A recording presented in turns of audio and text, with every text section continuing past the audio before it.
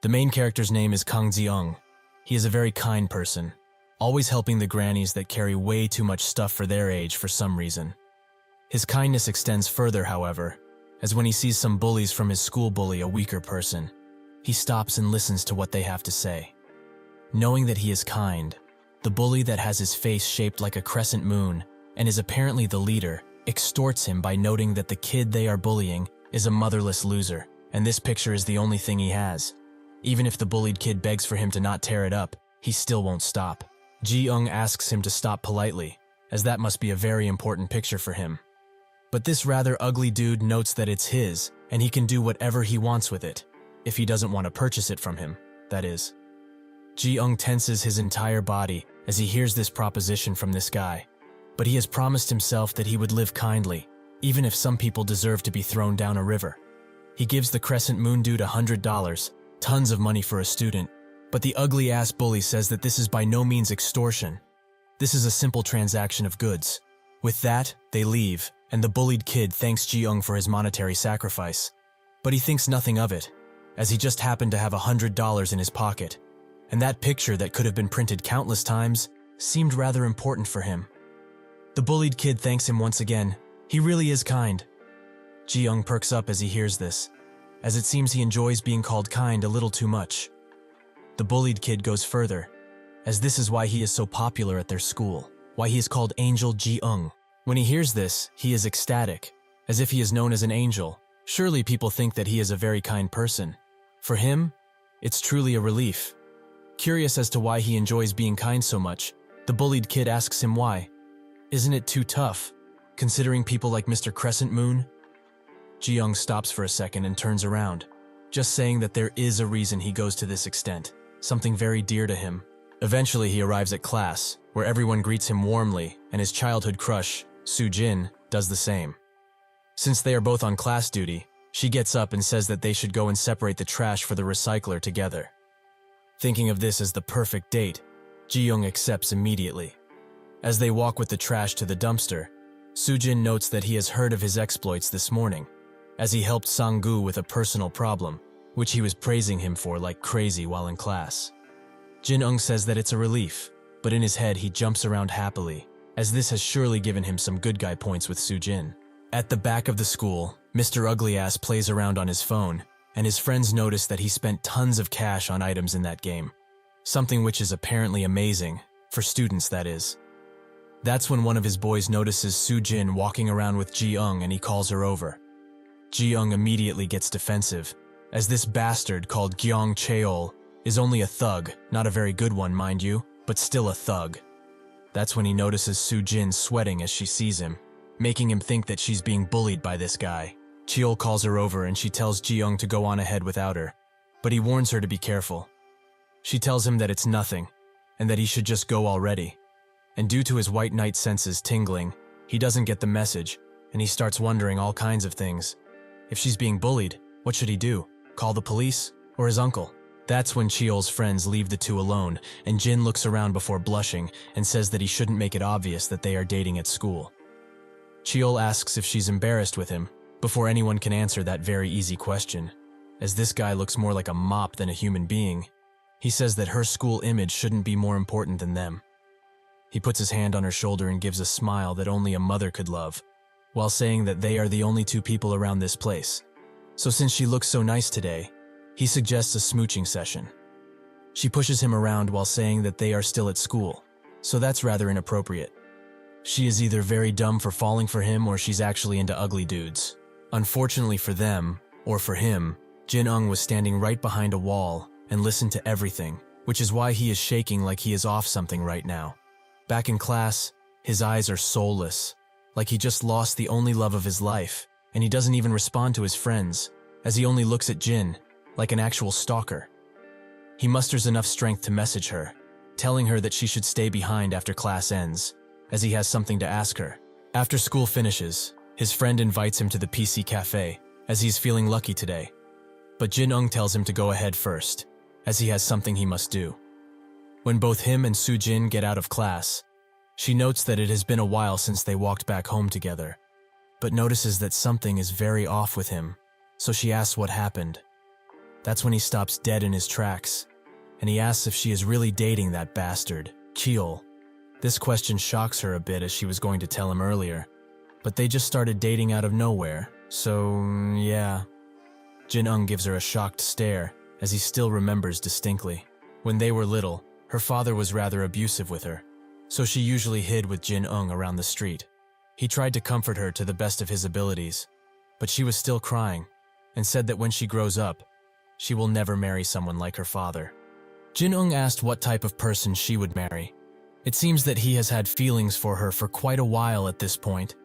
She noted that she would definitely marry a kind person, someone like him, which made him blush and go on a quest to become the friendliest man alive. She tries to change the subject instantly, but Jin Ung tells her to stop, as Cheol is in the literal sense, a bully. He is very far from being kind. So what happened with her ideal type? Does she not like kind and friendly anymore? She turns around and gives the dumbest explanation around. She used to think like that, yes, but she has actually dated a kind person and he was just so-so. For her, bad guys are tough, which makes them more attractive and cool. If this is not a double-faced rejection, I don't know what is. But either way, Jin Ung is crushed, as all of this time he has thought otherwise. She tries to walk away, but he suddenly grabs her arm and says that he is meaner. She asks what he means, and with tears in his eyes, Jin Ung promises to be meaner. Said no bad person ever. Soo-jin doesn't get why he's saying this, as he is the kindest person there is, but he starts screaming that he is meaner. He has been putting up an entire act this entire time. He has gangster blood flowing through his veins. He was born a bad person. He's not just a bully like that mophead. He is a born and bred gangster. For evidence, he shows her that these are fake glasses, and all of his birthday party pictures are full of gangsters. So really, he is a bad guy, a real bad person. Ignoring that this is quite the sorry sight, Soo-jin laughs and notes that he is truly too kind of heart. Is he making himself out to be a bad person only because he is worried about her dating a bully? And then, the words that would seal his fate are said. Truly, he is a good friend. Unfortunately for him, Jin Ung has officially been put in the friend zone, a place where only darkness waits for him. Jin Ung just gives up and thinks that maybe it's okay to just continue like this. But as he walks to the school gate with Soo-jin, she gets called out by Cheol, who invites her to the karaoke. Jin Ung stares at him intently, as he can't help but wonder why she would even like this type of bastard. Cheol notices his staring and gets up close and personal with him, making me wonder how Jin Ung didn't faint from seeing his ugly mug so up close. But Soo-jin drags his arm and tells him to come already, as he is causing trouble without any reason. That's when he asks Jin Ung if he likes Soo-jin, which just makes him look at this guy with a puzzled look. He warns him about following her around, as he can be one dangerous dude, but Soo-jin grabs his hand tighter and apologizes, as they will walk home together another time. Jin Ung is seething with rage, but he musters up a smile and a wave. As he looks at both of them walking away, he thinks that the arm she is clinging onto right now should have been his. The smile she gives him should have been directed at him. Previously, she said she likes kind guys. That is why he worked his ass off in order to please her for the last 10 years. But now, she likes bad dudes? That's just fine by him, as he promises to work hard again. It seems that this rejection has pushed the usual kind Jin Ung past the brink, and it seems that he was not lying when he said that he had gangster blood in him, because as he arrives home, tons of dressed-up gangsters greet him as their young master. Jin Ung is about to grow, from a level 1 thug to a level 50 boss. It seems that those ads weren't all that fake. As the gangsters welcome him back, he asks where his uncle is, with one of them explaining that he is inside, taking a phone call. While his uncle seems to be having a chat about some business, Jin Ung busts the door open, and with great confidence, he asks him to help him out. Because of this, the uncle closes the call and asks what's gotten into him. As usually, he is very different and rather cheery. Too cheery, perhaps. That's when Jin Ung announces that he wants to become a bad person, something which his uncle did not expect, as he always worked hard in order to become kinder than anyone else around here. Jin Ung asks if he's really a bad guy, and his uncle kind of confirms it, as he is more like a bad guy than a good guy. But all falls down on perspective, as he is sure that when he is on duty, the people that he is against don't consider him a saint or something. Jin Ung then asks if his father is a bad person, as he knows little about what he does. So his uncle explains that his father is an incredible man and a deadly fighter. So in society, he is considered a very bad person by most. But these days, a bad take can get you tagged as a bad guy, so it's all relative. Jin Ung is happy to hear that he really has bad guy blood flowing inside of him, so he asks his uncle to please make him a bad person, the baddest there is. The uncle enjoys his dark expression, one that fits the young master of a gangster organization. It even reminds him of his father, back when he was younger. However, he still finds this sudden change of heart strange, as he has been training to become a kind person for a long time. And in truth, it takes a long time for people to consider him kind. But it only takes one action to make him become bad. All of the efforts that he has put into becoming who he is will disappear into dust, never to be seen again. Is that really what he wants? Jin Ung, with confidence in his eyes, says that he does, so he asks him once again to help him, as he is done playing nice. The uncle notes that firstly, they need to get rid of his nerdy vibes, as he has carried them for over 10 years already, enough to make him look like the epitome of a nerd. They will start with his whack hairstyle and his plain school clothes. He will decide all of those for him, so he can trust him, as he has rather good tastes. He would like to believe that anyway. Jin Ung gives him a blinding smile and notes that he knew he would help him, so he will do as he says from now on. The uncle grabs his shoulder and says that from now on, smiling that brightly is strictly prohibited, as it gives him a nerdy aura. He must always be serious, like he is holding in a big dump. Jin Ung gives him his best serious face, which the uncle agrees with, but he asks again, as he can't help himself. He was trying all of his life to be the kindest person he could, so what is the reason for him changing perspectives so suddenly? Jin Ung thinks of how kind he was all of his life, and how Su Jin was the one that started him on this journey, but also thinks about the moon-faced bastard who stole her from him. So there is no reason to live like that anymore. It has brought him nothing. The uncle thinks of this reason and notes that it's rather empty. So he must have an objective, right? Anything that comes to mind? Jin Ung explains that there is a bastard that he must utterly destroy, which the uncle likes. So he will teach him everything he knows, but not now, as he must be tired from school. So he should go get some rest as he prepares a little something. While he does that, Jin Ung wonders if he can really become a bad person. When he walks into his room, he sees the awards he has from different things that show how kind he is. I didn't know they gave out awards for being kind, but this is an elite level of nerdy. At least put them in a drawer or something. He looks at all of these awards and puts his head on the wall, as he is not confident about becoming a bad person. But at this point, it is something that he must do. While he is doing that, a few gangsters come inside of his room and note that they will be the ones that will make him into a crafty person. By the end, he will be soaked from all of the drip. Jin Ung isn't that confident that this rather round individual will dress him up nicely, but he notes that even though he now looks as he looks, he was called Crafty Hurricane in his school days, and everyone came to him for fashion advice. Jin Ung doesn't know if that's true, but goes with it for now. Later, after he is done dressing, the uncle tells him to come out already and show them how he looks. As he is coming out, we can see all of the designer and gold that he has on him, but he wonders if this is really appropriate school attire. However, everyone gives him a thumbs up, as the drip is immaculate. The next day, Jin Ung arrives at the school gate and starts doing all that his uncle has taught him, to frown and raise his eyes and walk as confidently as he can, like he is the son of a gangster organization. The students see him, but most of them don't even recognize him at first because of the drip. But they can't deny that he actually looks better than he usually does. As everyone turns around to look at him one last time, he thinks that he wants to greet them, all of them. His mouth is itching, but he will not do it. As his uncle said that it's prohibited, it makes him look like a nerd. So if someone meets his eyes and tries to greet him, he should say these magic words. When a girl tries to do just that, he awkwardly asks what she's looking at, which makes her apologize. Once he enters the classroom, his friends note that he really changed his whole style, but Jin Ung greets them with the same question. What are they looking at? It's clear on his face that he does not like to say things like these, so he just sits down, while his classmates wonder what happened to him, as he hasn't been like this ever before. And just where did he get all of those designer things from? Su Jin also notices that he's down, so she comes up to him and notes that they should go to the cafeteria together, as she is hungry.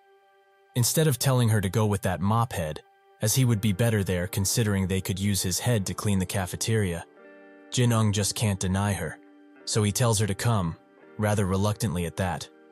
This makes the classmates gossip, as he looks to be in a bad mood. Did he fight with Su Jin perhaps? Even though he was her biggest fan before, She starts to follow behind him and she sheepishly asks if something happened, as he is acting quite strange. If it's something he can talk about, he can tell her anything, as they are friends, right? Jin Ung smiles, as he confirms that indeed, something did happen, but he has had enough of her for now. So she should go on to the cafeteria by herself, as he isn't feeling all that hungry. Sujin becomes frustrated with him, as he is acting very strange. This isn't him. It's like he became an entirely different person. Jin Ung says that it's great if she can't recognize him anymore, but the person who became different first was her. She should remember at least that. With that, he walks away with his head down. 10 years ago, his whole life changed, because of something that she said. But now, his life has been turned upside down once again. Because of her. As he walks outside of the prison, school, the bell rings, and he notes that this is his first time ever skipping school. So it feels like he's doing something bad, but it also feels liberating. He also wonders if that moon face didn't come to school. But that's when he notices that he is standing at the back of the school with a couple of other individuals that share his ideas. Or to put it bluntly, bums.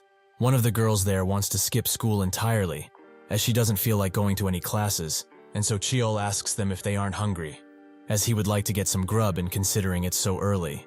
The purple-haired girl accepts, but everyone else refuses with all kinds of excuses. Some just ate, and some are dieting. Jin Ung analyzes their behavior closely, as he didn't know that people will actually do something like this, skip all of their classes. With their plans made, Cheol and the purple hair ask their friends to excuse them from the first classes, and with that they leave. Jin Ung continues to look, but his curiosity is not yet satiated, so he decides to follow them and learn what they do when they skip school like this. He follows and follows until eventually they arrive at the ramyeon shop. But Cheol doesn't want to stop here, as he has found a place that serves better food, so they should go there and enjoy themselves. Purple Hair accepts and asks if that food really is better while clinging on his arm. This makes Jin Ung's mouth drop, as that bastard seems to be a two-timer. He is dating two people at the same time. He clenches his gold-laden fist and promises to take this moon-shaped bastard out. He will send him back to his home planet, as a guy this ugly can't possibly be from Earth. He continues to follow them until they stop at the Good Fortune building, which the purple hair is confused about, as she doesn't think they sell food. But that's when Cheol smiles and says that this is actually where his house is. Purple hair immediately becomes defensive, as she thought they were going to a ramyeon place. So what are they doing at his house? Cheol smiles and says that his house also has delicious ramyeon, ready to serve. Additionally, there is nobody home, so it will be fine. Now that I look at him closely, I just now realize how long his nose is. This guy could track down even the most hidden fugitives if he were to use it. Purple Hair feels that he has other reasons for bringing her here, so she suggests that they go back to that other place and eat there. But Cheol grabs her hand and says that it would take a while to get back there, so they should enjoy their food here. Purple Hair swiftly removes his hand from her and notes that if he wants to eat at home, he can do so, as she will eat at that other place. Cheol now is angry at her, and notes that a scamp like her shouldn't look like he's trying to force her into something. She gets angry at his insults, but he notes that she was the one giving all of the signs. But now she wants to act like she didn't do anything? He has seen lying women before, but she takes the cake. That's when she walks up to him and slaps him across the face, giving him enough reason to actually hit her. Jin Ung wonders what to do, maybe call the police, but he won't have time for that. That's when he notices a few rocks next to him and picks one up. Now he has some tools in his arsenal, and David brought a Goliath down with just a rock too. He can do it. He can hit that ugly bastard. Once he throws it, he manages to hit the girl right in the head because of his stormtrooper aim, which he is quite shocked by, as he didn't expect this in the slightest. Never give bro a gun. Cheol starts looking for the bastard that dared to throw rocks at them, and it seems that they are now both angry at the rock thrower. Jin Ung thinks that it's unfortunate that he managed to hit Ye Ji, the purple-haired girl, but he throws another rock, while praying to any almighty being to make the rock hit. It seems that his prayers were answered, as the rock hits Cheol square in his head, giving him a much-needed forehead reconstruction. Unfortunately, Jin Ung's ring drops as he rushes to grab Ji's hand and run away with her. She's quite confused by this whole ordeal and asks him to stop and such, but he only replies with, "Let's run away first," and she reluctantly agrees, although she is quite mad at him now. Cheol starts to recover from his daze, and Jin Ung finally realizes something very important.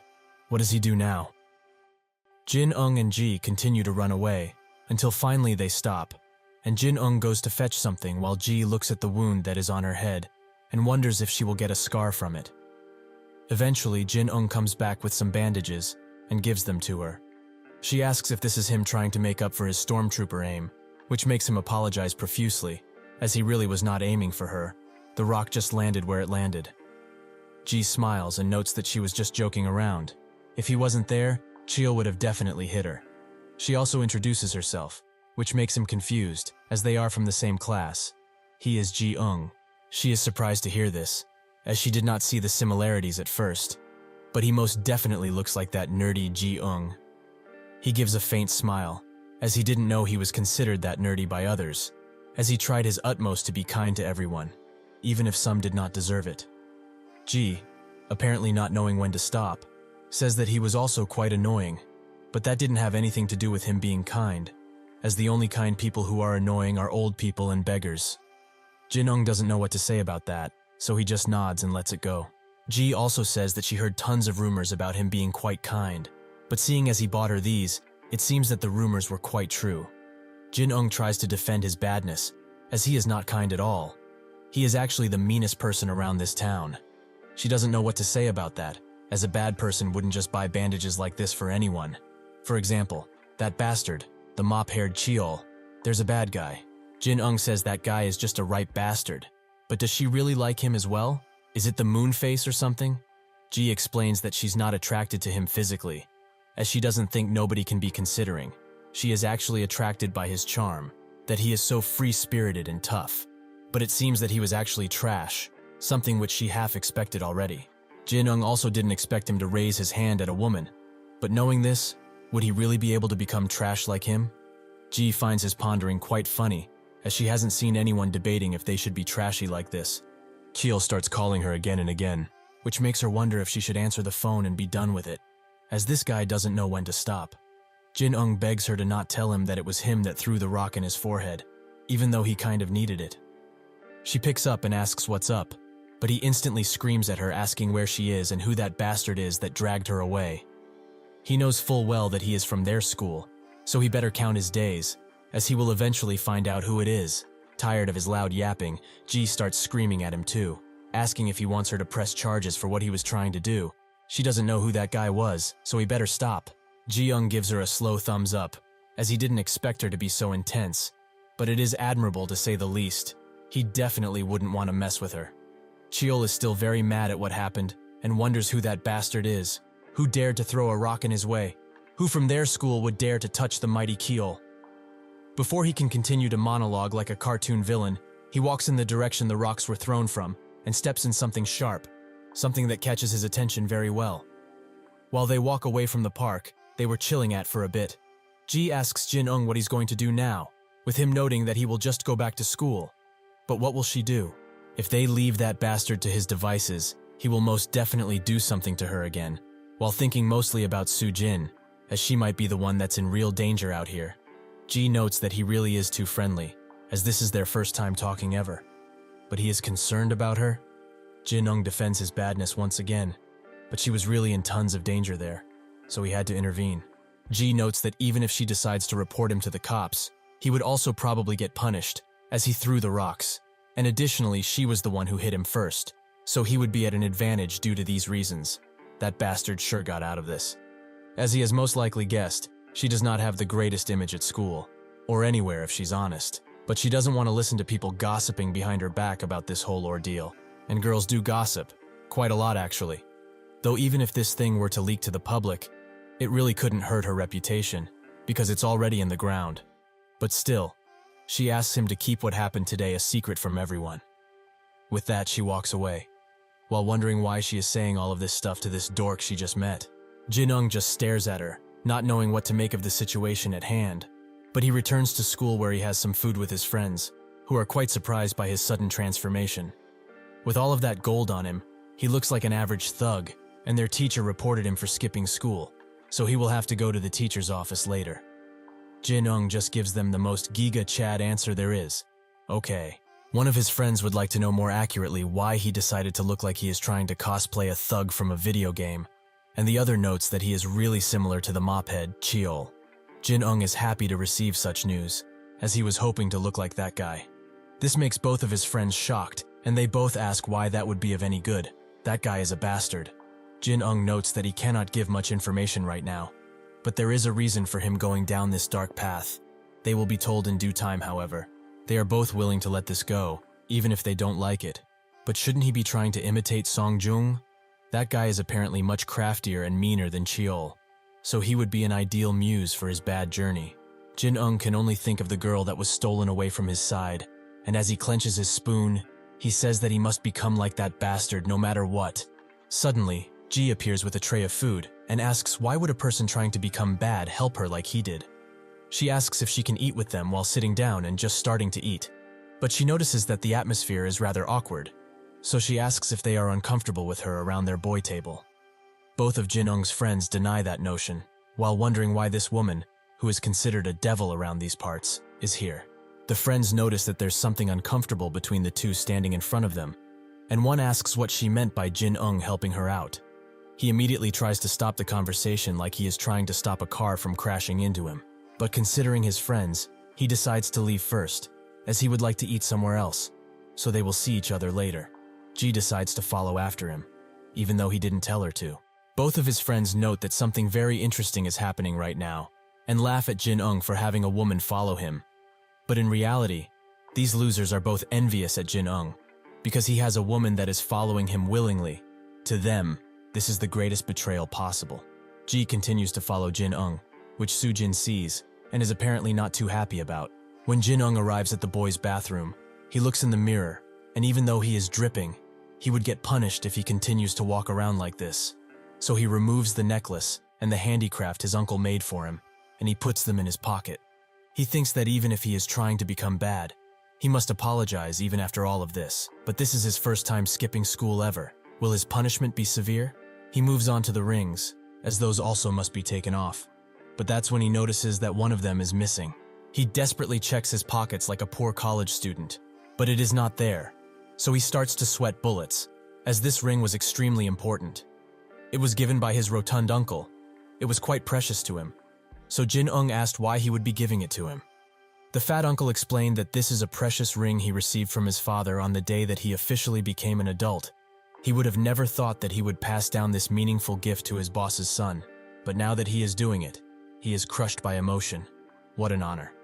However, he will have to return the ring to him when he passes away, as he will carry it with him into the grave. So yeah, Jin Ung, who now looks like an inflated pufferfish, messed up extremely badly. While he walks back to class, he wonders when he lost it, as he didn't even realize it was gone from his finger to begin with. So much has happened. When he gets back to class, he checks around his table, as perhaps he has dropped it on the floor. But that's when Cheol enters the classroom and kicks him out of his way, as he was already upset from what happened earlier. He continues to kick Ji Young again and again, as his back looks like the bastards that hit him, so he is just taking his anger out on him.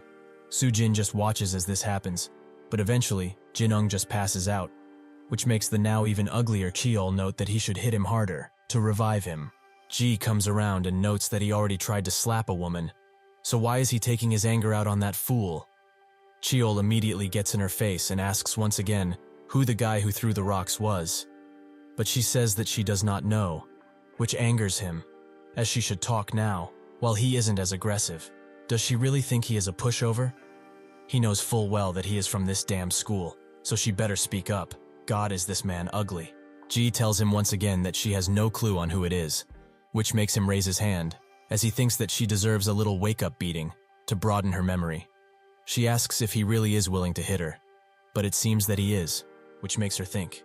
If things became like this, she needs to find a person that Cheol would be afraid of, not the loser standing on the ground, but someone stronger. She says that it was Song Jung Seok who threw the rock. That is the kid he is looking for, the one taking a nap right now.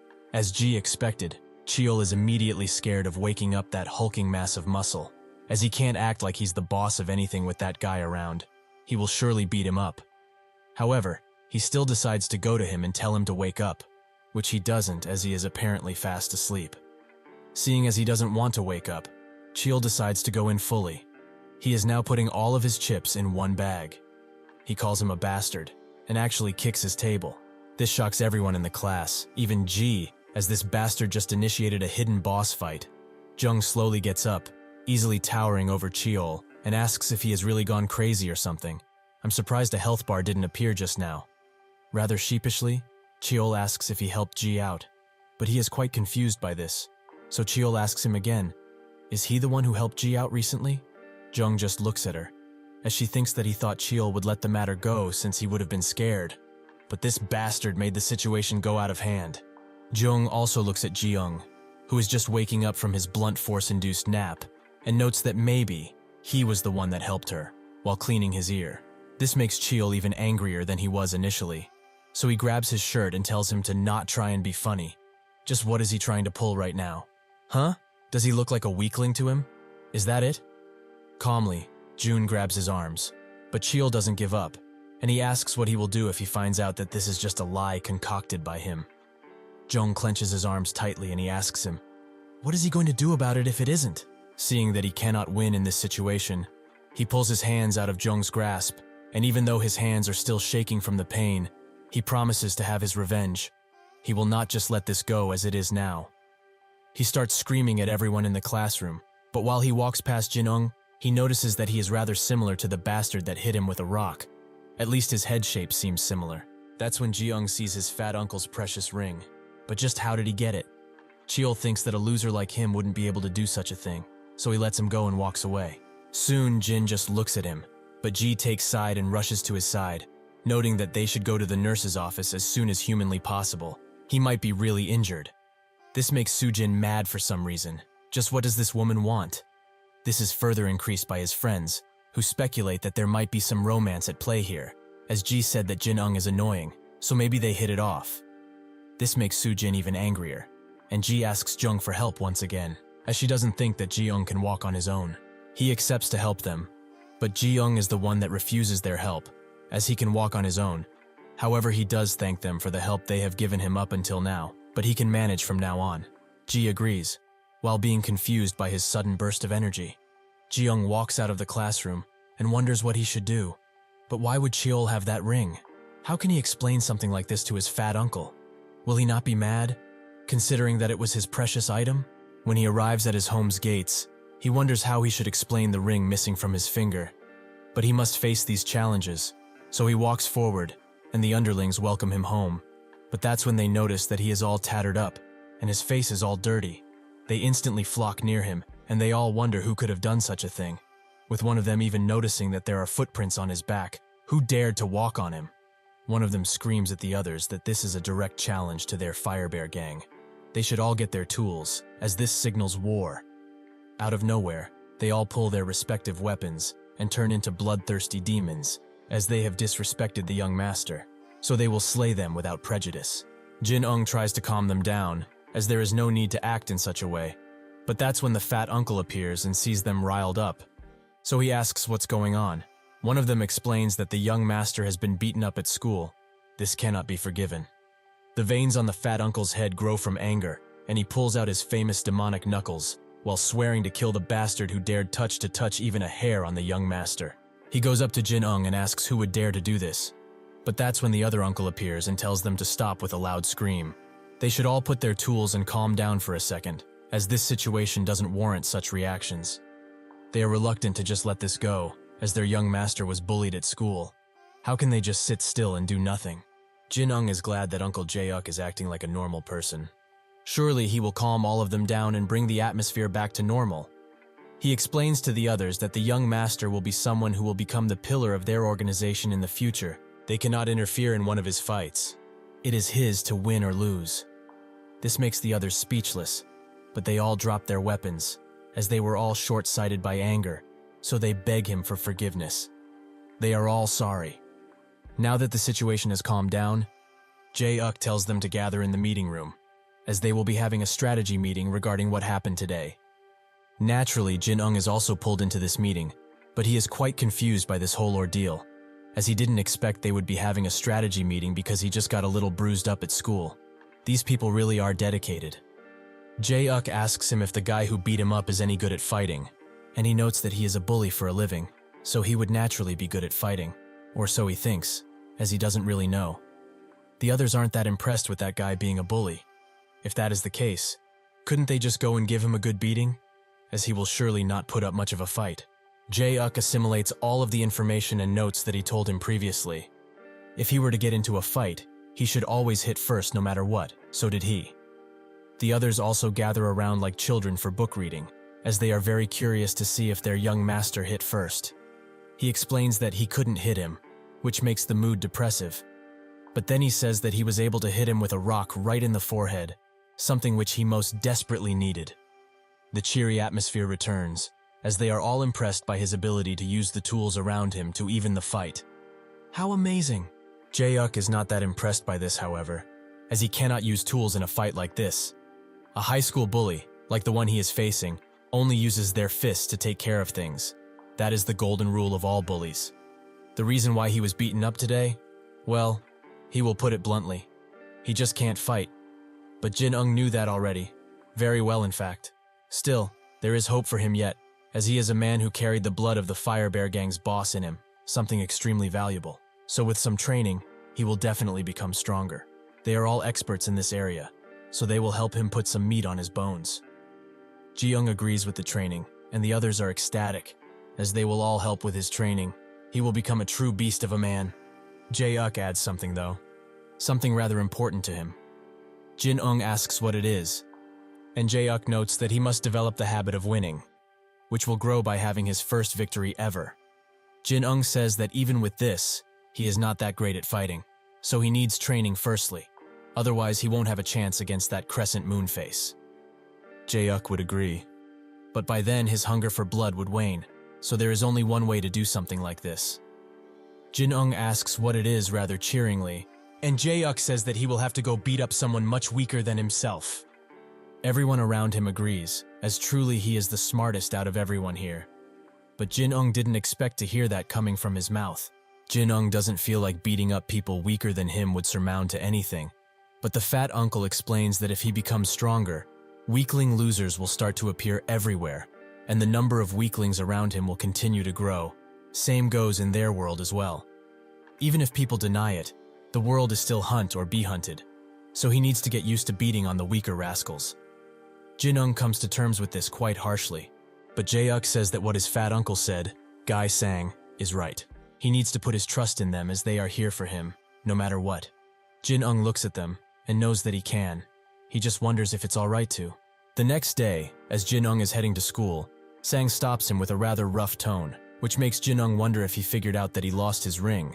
But he was actually mad about his shirt being tucked in his pants, an unspoken crime for bad people. He quickly pulls it out, which pleases Sang, and so they all wish him a good day at school. Jin Ung runs out of the house, as he doesn't want to be caught by Sang, as it will surely disappoint him. But he can't hide the fact that he lost the ring forever. So how does he get it back from Cheol? What would that bastard even want for it?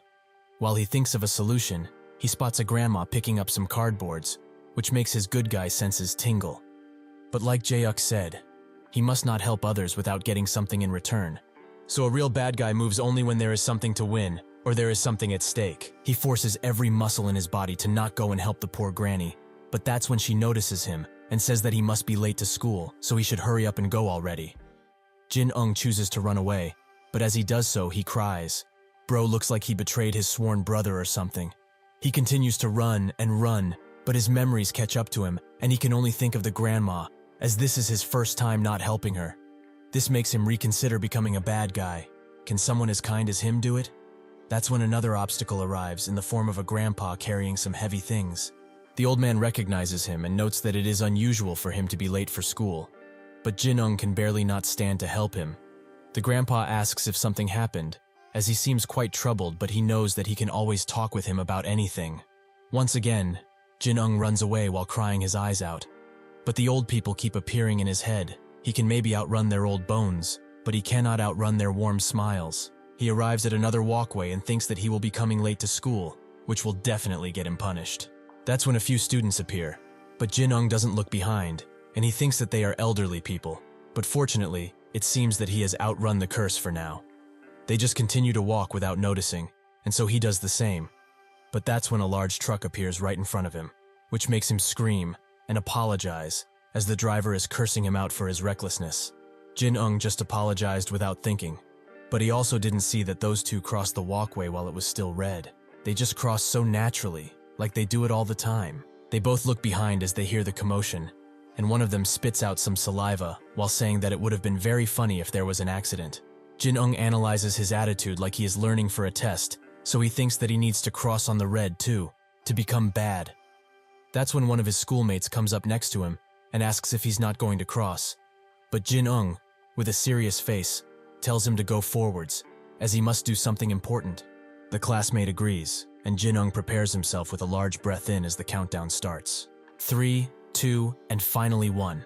Cars start to pass as Jin Ung sits at the start of the walkway, but with a step, he starts to run through the different cars and eventually makes it on the other side. He has achieved his goal. He has committed a crime. This makes him wonder why people do something like this. But he walks away, while thinking that he should also try to spit his saliva like that guy did. He tries but fails, so he tries again, but again, he fails. This move is something that has to be practiced. It seems so to him at least. But he is hyped up to learn. That's when he notices Su Jin on the other side of the road, but next to her is Mr. Ugly Ass, Cheol. Jin Ung immediately hides, but wonders why he even did something like this. He is maidenless, utterly pathetic. Even if he is going through a rather rough time, Su Jin seems to be having fun with that bastard, so he must work even harder and become even badder. He chooses to walk away and move forward, but that's when he notices that his classmate is being bullied by Ji and her girlfriends. She notices him, and the classmate does as well, but her girlfriends start to gnarl at him, as they warn him to just keep walking, but his classmate asks for help, as he is surely going to, just like last time. Ji is busy doing something else, however, as she's putting some makeup on for him. Jin Ung walks with the lessons of his uncles behind him, and when he approaches the rather harmless classmate, he asks him for everything he has in his pockets, which shocks everyone. Rather awkwardly, he continues to threaten the classmate, clearly not being used to this type of thing. Song has followed the young master because he was worried about him, but when he sees how easily he bullies the losers of the school now, it brings a tear to his eye. They truly grow up too fast, but it seems that he has come all of this way for nothing. Jin Ung tells the bullied classmate that he will kill him if he actually finds money on him, so he should give it over now. Sang remembers that line very well, as it's the one he told him about. It seems that he was actually listening. With a hand on his chest, he looks up in the sky and notes that his father has nothing to worry about anymore, as the young master is growing up well. In no time, he will be a renowned bad person. Jin Ung continues to pester the classmate about the money, but he doesn't know what he's talking about, as this is the first time he has seen him act in such a way. One of Ji's friends notes that when she first saw him, she thought that he was a loser idiot, but it turns out he is actually a true man. The other agrees, as this whole situation has become rather interesting, and this guy now seems pretty cool. Jin Ung is shocked by all of these compliments, as he kind of knew before, but it seems that now he has confirmed it. Girls really do like bad guys. Ji looks at him while keeping silent, and the classmate wonders what to do, but Jin Ung gives him a rather awkward but convincing look, while telling him to fork over the cash and get lost. Almost too easily, the classmate gives everything he has to him. This is because he thinks that Jin Ung will act like he's taking his money and returning it to him later in secret. Truly, he is an angel. Bro just got scammed, as he will probably never see that money again. Jin Ung can't believe his eyes. He has just extorted money from someone. He got $40 by only saying a few words. However, to someone like that classmate, that money is something precious, that maybe he should give back. One of Ji's friends comes up close to him and notes that his extortion skills are almost at Cheol's level, which is not high to begin with, but it's still pretty impressive. Jin Ung is very glad to hear something like this, and the girl says they should split that money, $10 for each. Jin Ung does just that, and they thank him for his service. But when it comes time to give Ji her share, she just looks at him and wonders why he is suddenly acting in this way. Without another word, she turns around and goes back to her friends, leaving Jin Ung to wonder why she is acting so bossy all of a sudden. Sang, who was still watching, had his eyes filled with tears and stars, as that extortion was smooth as butter, but he also split what he got quite righteously. Tears start to flow down his face once again, as it is like he is looking at a skinnier version of his younger self. Seeing what he saw, he decides to go back, as it was the right decision to give him his soul ring, Now he can live comfortably, with the peace that he will take care of it. Suddenly, someone bumps shoulders with him. Lo and behold, it's Mr. Moonface, who asks if he was walking around with his eyes closed, or is the fat on his eyes blocking his vision? Sang notices that this guy has the same uniform as Jin Ung, so he is from the same school. But how dare he provoke others like this, in the middle of the street? He will kill him because of this much disrespect. He tells him to turn around, which Cheol does. But that's when Sang notices what's on his finger, the precious soul ringer that he gave the young master in hopes of him growing big and strong. It can't be any other ring, as there is no other ring like his, since it was custom ordered. Did the young master lend it to this bastard? Is he his friend? Either way, this is getting too complicated for him, and he's at his limit with his patience.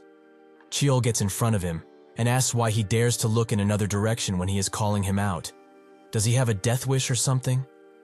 Sang does not know what to do, and his mind is filled with rage. If he beats up this mophead, there will be hell to pay if he's Jin Ung's friend. He needs to hold it in, at least until he confirms that he is friends with him. Cheol gets even closer, and asks why he's not saying anything right now. Did he think he was something only because he is a decrepit old man? Sang gnarls at him and notes that he is very lucky today, but Cheol is not that scared of this fat guy, who is just trying to impersonate a gangster. But since he is in a good mood, he will not beat him into a pulp, so he should be more careful against real gangsters, like him. Sang just looks at him, and hopes that this moon-headed bastard is not the young master's friend. If he's not, he can just beat the ever-living snot out of him. After Jin Ung arrives at school, he greets a teacher who was walking around, but that teacher was actually looking for him all of this time and tells him to follow, as they have some business in the teacher's office.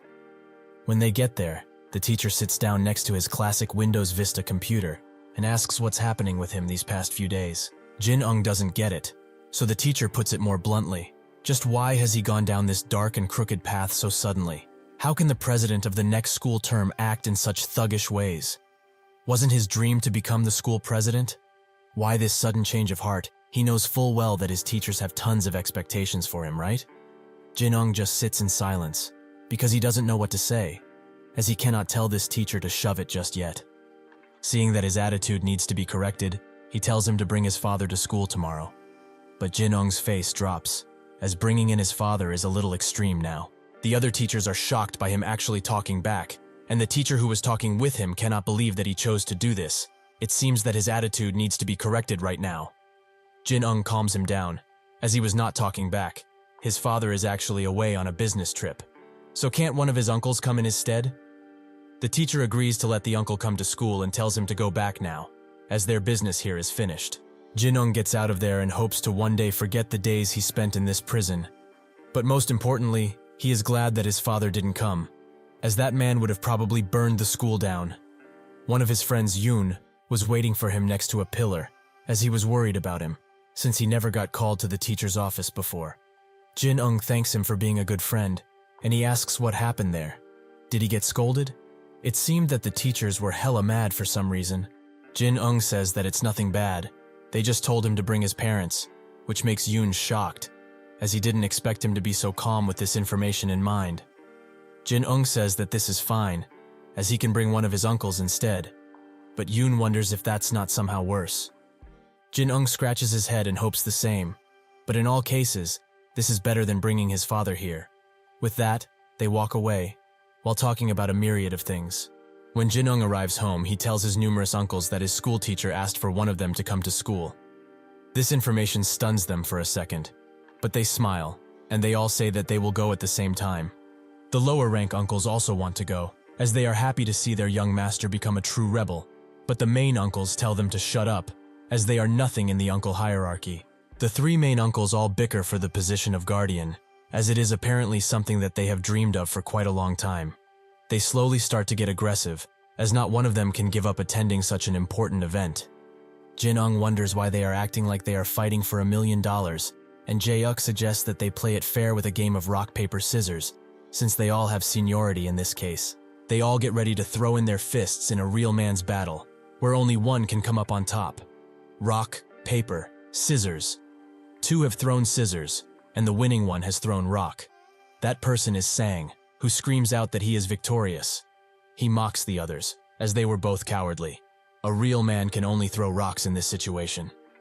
For his behavior, Jae-uk gives him a punch across the head and goes up to Jin Ung, apologizing for not winning the competition. Rather shakingly, he says that he should go and take some rest.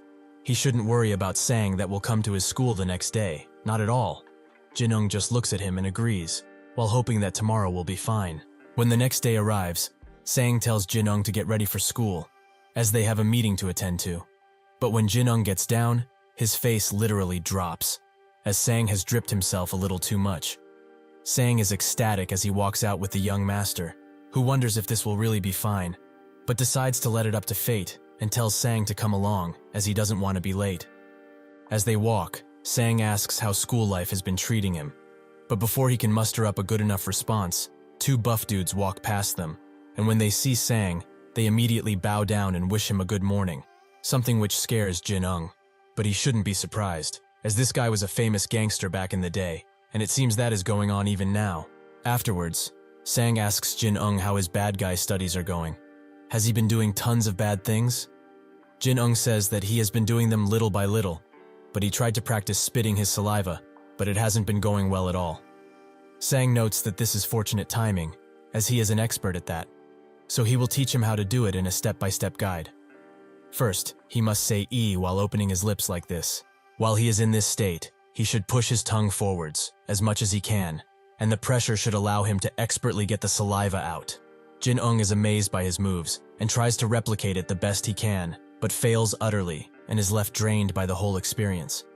Sang looks at him with a slight smile and notes that he will need to practice this before he can become a master, but they should do that while going to school. Jin Ung takes these words to heart, and continues to train diligently. But while he is doing that, Sang says that he should also be walking confidently, like he is doing right now. He only needs to take a big breath, straighten his chest, tighten his back muscles, let his arms swing open and open up his legs. This is how a true man ought to walk. Jin Ung tries to replicate him, looking like he's holding in the dump of his life, but Sang says that his form is very good. That's how it should naturally be. That's how a real man walks. Seeing as he is getting the hang of it, Sang tells him to do this until they get to school, which makes Jin Ung scared. But Sang pushes forward, and he decides to follow suit. As they swagger to the school, other students see them, and they notice the gangster besides Jin Ung, who looks pretty savage. He is pretty embarrassed by the whole ordeal, and wonders if it would have been better to bring Jae-uk along. But most importantly, he hopes he doesn't run into Soo-jin. Eventually they arrive at the school, and Sang analyzes it up and down, as this is the school that the young master is studying to be a bad person in. Pretty clean and peaceful, but it should do. Suddenly, he also asks about the precious soul ring that he gave him to wear, and Jin Ung immediately gets flustered, but says that he has it in his room. Since it was such a precious gift, he would like to cherish it as much as he can. When they walk into the school, Jin Ung covers his face as he does so, but Ji notices that it's him, and she can only wonder why he is hiding his face. He tells Sang that he is going to go to his classroom for now, but the teacher's office is just in front, so he should go there and talk with the teacher. Sang agrees, and wishes him a productive day at school. With that, he walks away with a deathly expression, which makes Jin Ung wonder if it will really be okay, or he will have to call the fire department sooner. When Sang arrives in the teacher lounge, the teachers are quite scared of his appearance, and some wonder if a thug like this is truly Jin Ung's uncle. That saint-like boy has been in such a family. One of the female teachers there asks the chief teacher if she should call the police department, but with a rather scared expression, he notes that he has been the chief teacher for 10 whole years, so he knows how to deal with these thugs. A good-for-nothing like that will be easy to handle. The female teacher is impressed by his courage, and so he gets up. Sang notices that he got up quite quickly, and the chief introduces himself, while noting that they should talk in the consultant room, which Sang agrees with. As they walk there, the teachers wonder if he will be okay, but the female teacher says that they should put their worries aside, as the chief is a good man, who sticks to his principles no matter the situation. In the consultant room, the chief prepares some tea for Sang, and notes that he treasures Jin Ung like he is his own child, so he should enjoy his tea as they talk things through. Sang thanks for the tea, and so the stiff chief begins explaining the situation. The reason he called him on this day is that Jin Ung has been misbehaving as of late, something that wasn't happening before at all. He was worried for his future, so he called this session, as he is about to become the school president next year. But he will not be able to achieve such a thing if he goes down such a path. Sang puts the tea down, and asks if he is saying that Jin Ung is problematic, with an expression that would make even a bull scared. The chief's hair jumps out of his head as he sees this, but he did not mean it to be heard that way, as he is an amazing model student, however. Sang slams the table, and with a more dangerous expression, asks if he is saying that Jin Ung isn't a problem child. At this rate, the chief just doesn't know what he wants, and says that he didn't do anything too serious, but he is a little problematic. This seems to please the giant in front of him, who asks if he's saying that he has become a problem child. The chief, feeling that he needs to call Jin Ung a problem child for his own survival, does just that. Indeed, he has become a very problematic child, one of the most problematic in the entire school. Having confirmed this, Sang then asks if there are students in this school that have a habit of extorting valuables from other students, but the chief denies that completely, as their school is a prestigious one that would never allow any sort of violence. God forbid extorting. It's a matter that he is in charge of, and he works diligently every day to keep it clean and safe for every single student. Sang starts to connect some dots in his head, and gets up, which spooks the chief, but Sang was just leaving. He asks the chief to continue taking care of Jin Ung in the foreseeable future, which he says that he will, while bowing down deeply. When he gets out of that room, Sang thinks that it's the same as it was in their time. The teachers are a bunch of suck-up losers. The chief breathes heavily and wipes his sweat off, as he thought he was going to die in this meeting. So from now on, he will refrain from holding parent-teacher meetings with any of Jin Ung's relatives. Sang remembers where his classroom is and can only think of that moon-faced bastard, so he should pay him a little visit in order to teach him a valuable lesson. With his many tattoos and balding head, he walks throughout the school halls, and the students start whispering about him, as the presence of a gangster in the school isn't something common. Sang doesn't even notice them, as he can only think of that bastard and wonder where he chose to hide. Suddenly, he appears right in front of him, and he gives an evil grin as he prepares to do something bad. But when he turns the student around, it's just a random student who had a similar head shape to Cheol. An unfortunate thing, really.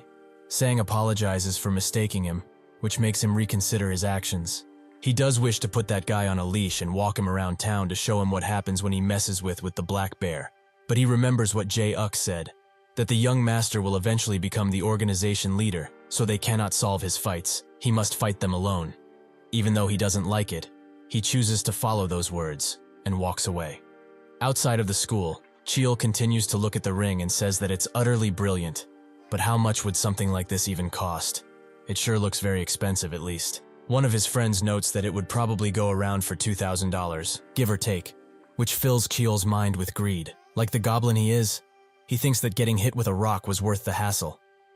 His other friend asks if he won't share that money, but he tells him to get hit by a rock too, as this is the price he must pay for valuables. The other friend notes that he expects a cut for helping him sell the thing, and Cheol says that he will give him some cash, but he should sell it as soon as possible, as he wants to get a motorbike with that cash.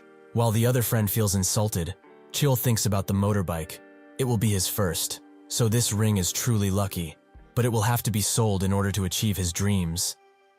In class, Jin Ung wonders if his uncle had a good talk with the teacher.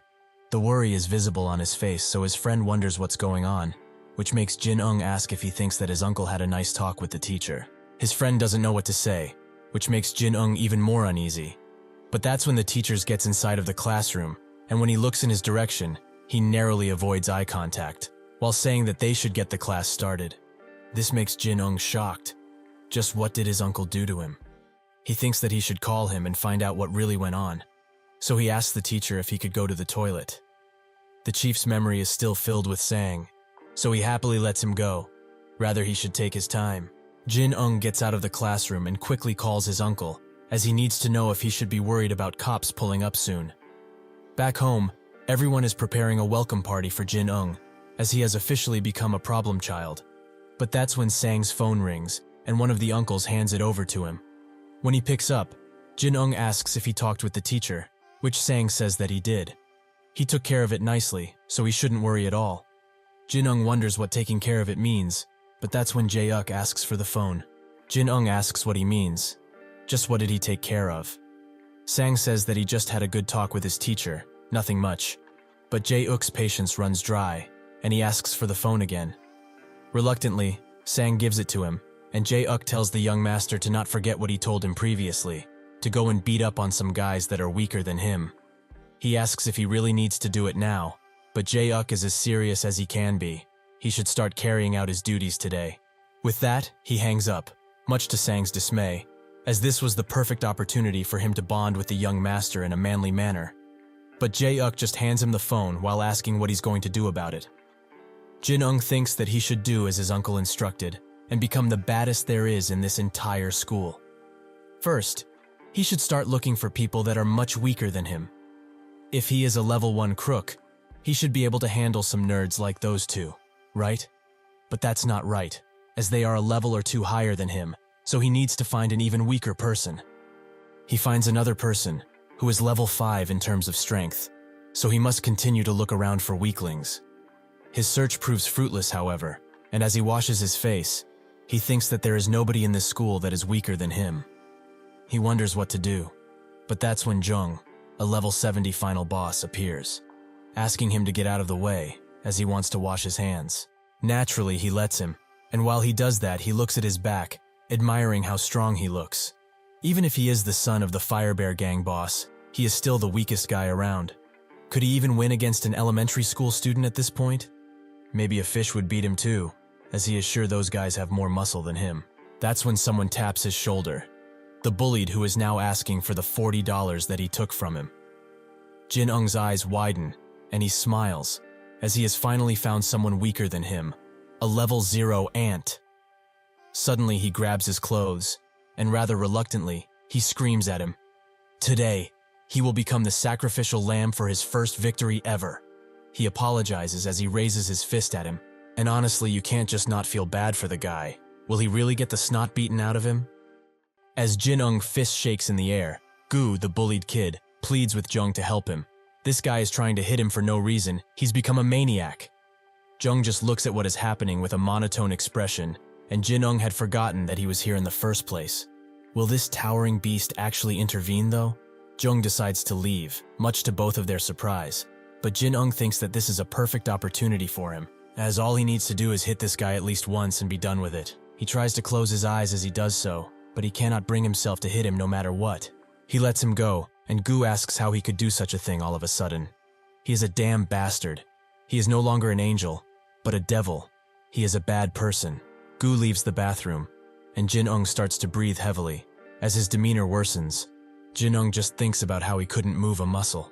He looks down at the ground, wondering if he really is mean. He falls to his knees, asking if this really marks him becoming a bad person.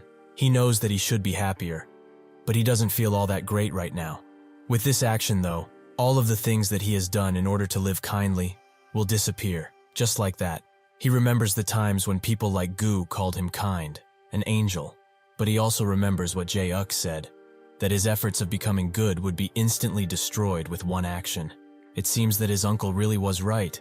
He felt so sorry for that guy, even though he only grabbed his collar and not much else.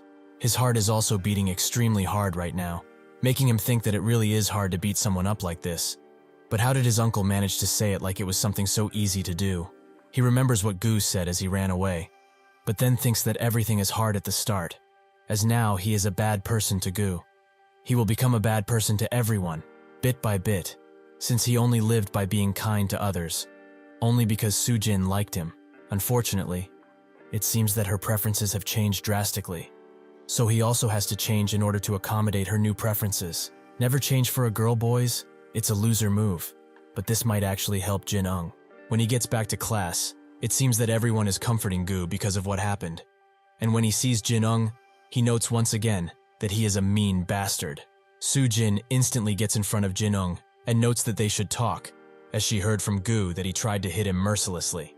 But there is no way that he would actually want to hit Gu. He was one of the few people that actually looked after the guy. There is no reason for him to do something like that. Did he really do it? Jin Ung chooses to remain silent, which makes the others fall silent too. But then they start questioning if this really is true, as this guy is known as the angel of this school. Something so violent would be impossible for a person like him. Sujin asks him to speak, as she wants to know why he has fallen silent all of a sudden. Jin Ung finally speaks, and tells her to stop it already. She asks what he means, and he notes that in the past, she used to dislike students that put on makeup and don't wear their school uniform properly. But now, what is she doing? The fact of the matter is, she has changed as well. He can't lie though, she looks good, but now he's going to leave school early, so she should inform the teacher once he gets to class at least. As he opens the door to leave, he is met with the ugliest sight on the planet, the mophead's ugly mug. It seems that this guy has a detector for compliments around his Sujin, as he appeared out of nowhere and now asks what he just said. But he remembers very well that he told him already to stop pestering her, though it seems that he had his ears clogged up at the time. Jin Ung tries to explain himself, but Cheol instantly slaps him as he opens his mouth. Even so, Jin Ung asks him to listen to his words for a second, but Cheol doesn't want to, as the solution for bastards like him who refuse to listen is a nice beating that will surely open up his ears. He tells his friends to hold this loser, and they just do that, with each holding him down by an arm. With that, Jin Ung's beating begins, but after one gut punch, he is already exhausted. As he prepares another attack, Cheol tells him to liven up a little, as they are just getting started. Before he can throw this punch, however, Sujin screams at him to stop what he is doing now. This surprised Cheol, who actually stops, but now he is turning his aggression on her, as she seems to be defending this bastard for some odd reason. She tries to explain that he got it wrong, but he doesn't listen to her. It seems that he's the one who needs the ear-cleaning beating. Due to his absolute genius, he thinks that she must be secretly dating Jin Ung, since she is defending him so much, so it seems that she also needs a disciplinary beating. As he watches this, Jin Ung's dam finally breaks, and he unleashes a mighty scream, calling Cheol a piece of trash, which he actually is. Sure enough, this makes Cheol stop, but his aggro is switched over to Jin Ung. This scream also woke up Jung, and Jin Ung thinks that he is okay with this moonface dating Sujin. He is okay with getting beaten up in front of her, but he cannot forgive him for trying to hit her.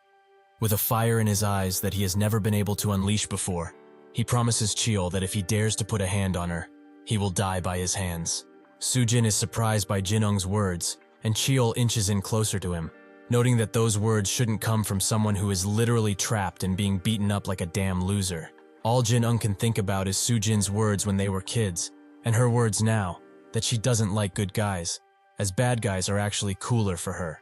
His eyes are filled with tears, as he swears to himself that from now on, he will work even harder to achieve his goal, starting with beating her precious boyfriend. Jung watches the situation unfold, as he has become quite interested in what is happening. Cheol prepares another hard punch, while saying that he should have kept sneaking around in life like a rat, instead of messing with the big shots. Jin Ung probably doesn't even hear him at this point, as he can only think of hitting this guy. He tries to do just that with his foot, and a powerful force kicks Cheol back. Jin Ung doesn't know what to make of it, as he surely missed, but it was actually Jung who hit Mr. Moonface, as he had enough range to do just that over him. Cheol recovers from the attack and asks Jung if he has gone crazy or something. Jung doesn't say a word, and instead answers with another punch, surprising both of Cheol's friends. He falls to the ground and asks him why he is messing in his business again. Why does he do all of this just to him and nobody else? Jung crouches down to his level and says that it's because he is the only one who is messing around, and just so he knows, he is actually left-handed, so the attacks from just now were not even half of his power. Before Cheol can ask him anything further, Jung throws a punch so mighty that it sends Cheol to the afterlife for a second, as his soul leaves his body. After the attack, Cheol is just sitting on the ground, like the worm he is, without one of his slippers, and with his pride shattered into pieces. Jung asks his friends what they will do. Do they wish to fight him? Or do they wish to pick up their little friend over there and skedaddle? They immediately let go of Jin Ung and said that they would leave. They do just that, as they pick up the now conscious Cheol from the ground and walk away.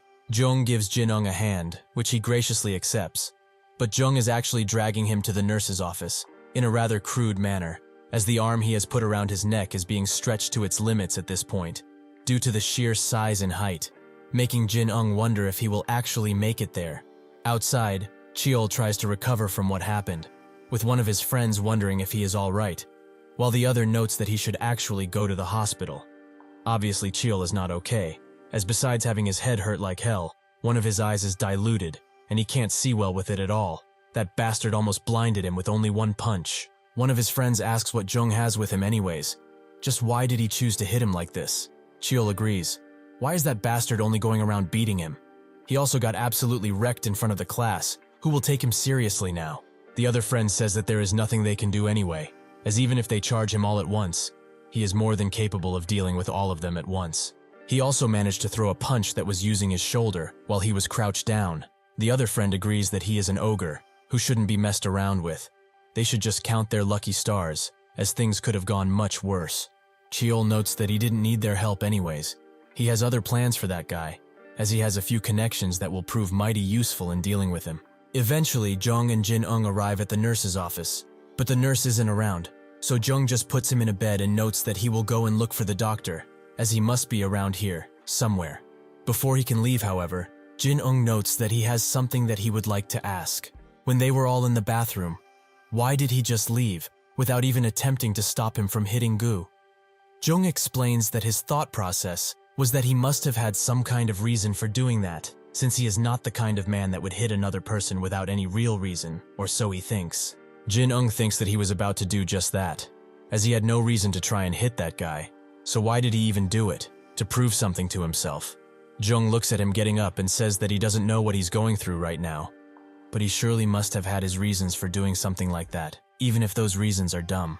Jin Ung asks him why he is always saving him from Cheol like this, but Jung notes that the worm deserves to be beaten up. He must feel the same way, but he also just wanted to help, if he were to guess.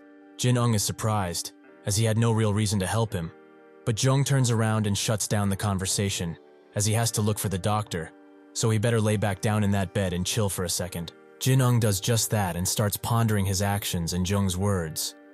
Violence isn't really justifiable, but what he said about beating up guys who deserve it is true. On the contrary, he just wanted to beat up Gu, only because he wanted to become a bad person, like that Cheol bastard.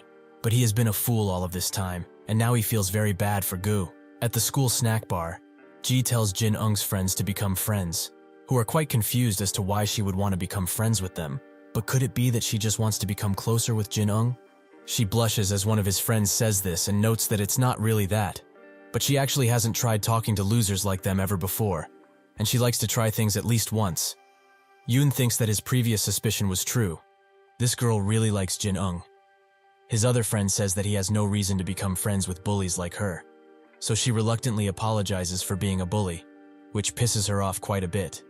But even so, she must befriend these guys in order to do the same to Jin Ung, as just flirting with him would be rather awkward.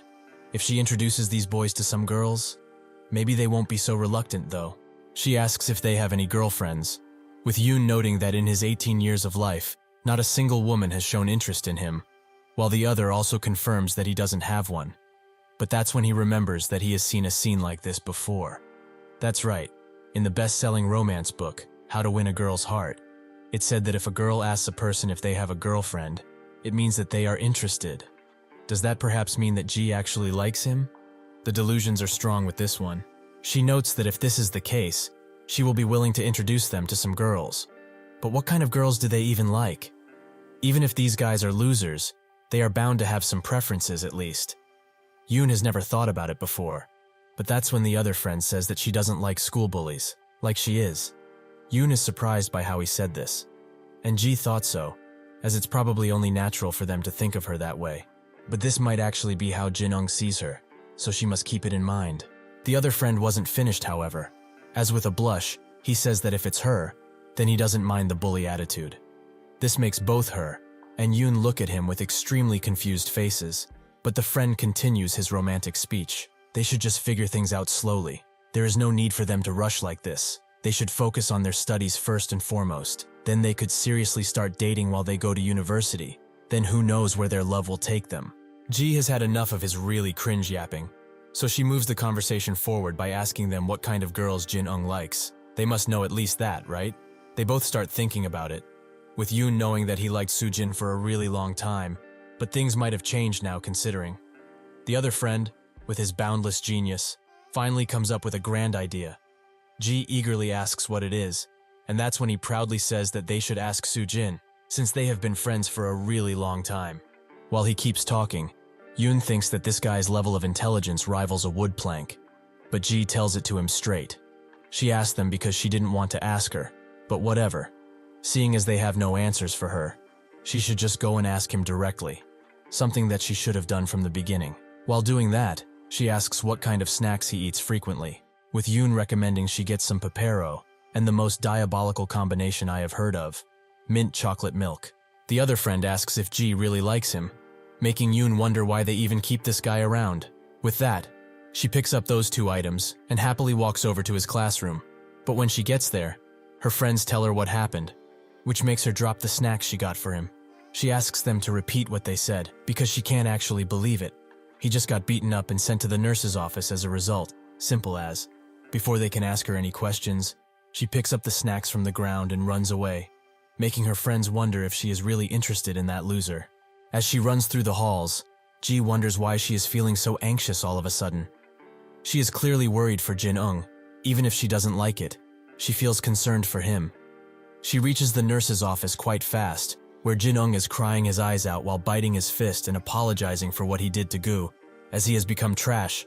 He's not bad, just trash. Ji opens the door with a sudden thud, but Jin Ung doesn't look behind, as if it's the doctor. It would be embarrassing if she saw him cry, so he gets the idea to just pretend to sleep. Ji is out of breath because of how much she ran, making her wonder why this thing is so far from any classes. Ji asks if he's okay, but she notices that Jin Ung is fast asleep. Jin Ung, who is not fast asleep, wonders why Ji is here, so he thinks that the best course of action would be to act like he is sleeping for a while, then wake up. Ji suddenly starts to get really mad, as she has heard that he got beaten up by Cheol. But is he injured? Her hand shakes as the anger takes over her, but for now she calms down and puts the snacks on the table near Jin Ung, as he can have them once he wakes up. He wonders if she's actually leaving already, but he won't turn around to check now. She thinks that she shouldn't have wasted her time chatting his friend up at the snack bar. She should have gone after that Cheol bastard, something which she will do now. After she leaves, Jin Ung slowly gets up and notices that she actually brought him something to eat, but that's when another person appears, so he goes back to his fake sleeping position.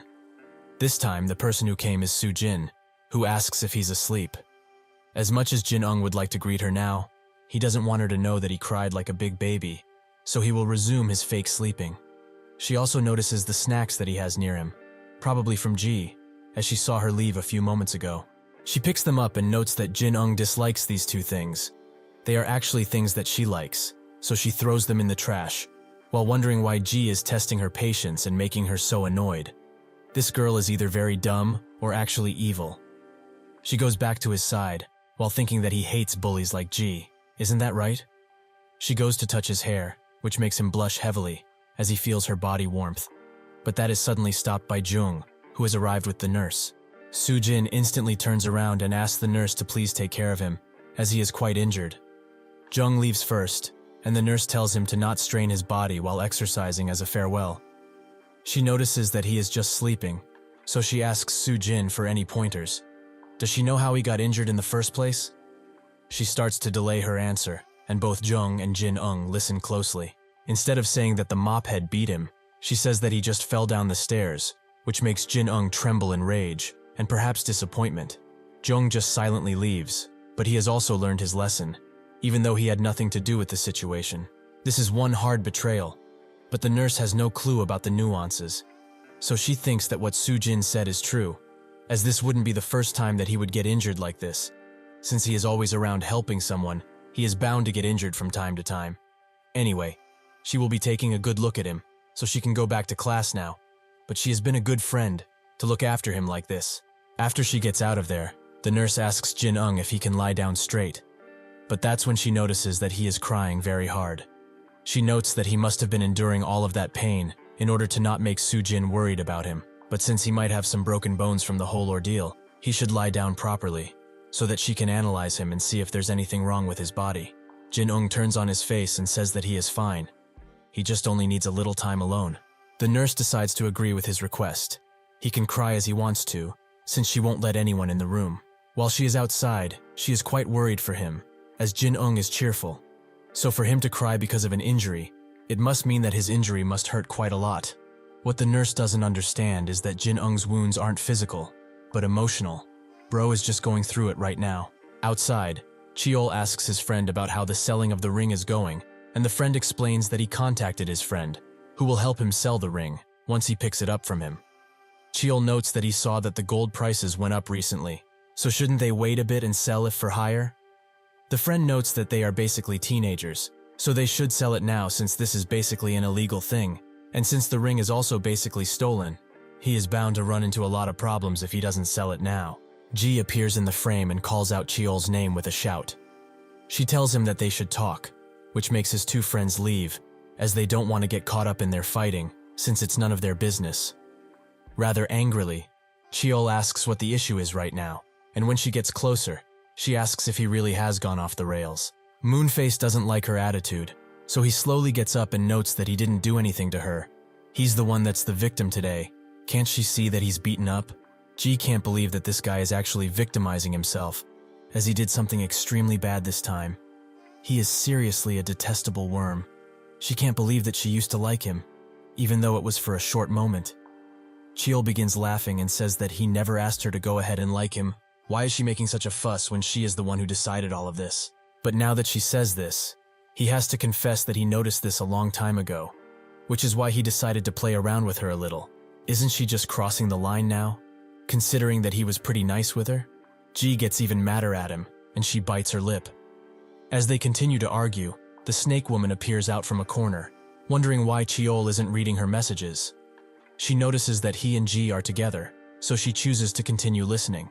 Cheol asks G why she is acting in such a manner. Didn't she already know who he is? Didn't she like him, despite knowing? Sujin wonders what liking he's talking about, but G tells him that he is really a worm that can only talk. As he laughs, he suddenly grabs her chin and says that even though they are late, they should just start dating now. This makes Sujin shed tears, but G refuses him and tells him to never touch her.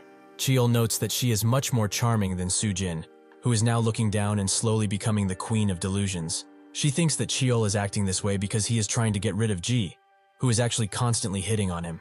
He might be a bad person, but his feelings are sincere. Cheol wouldn't cheat on her.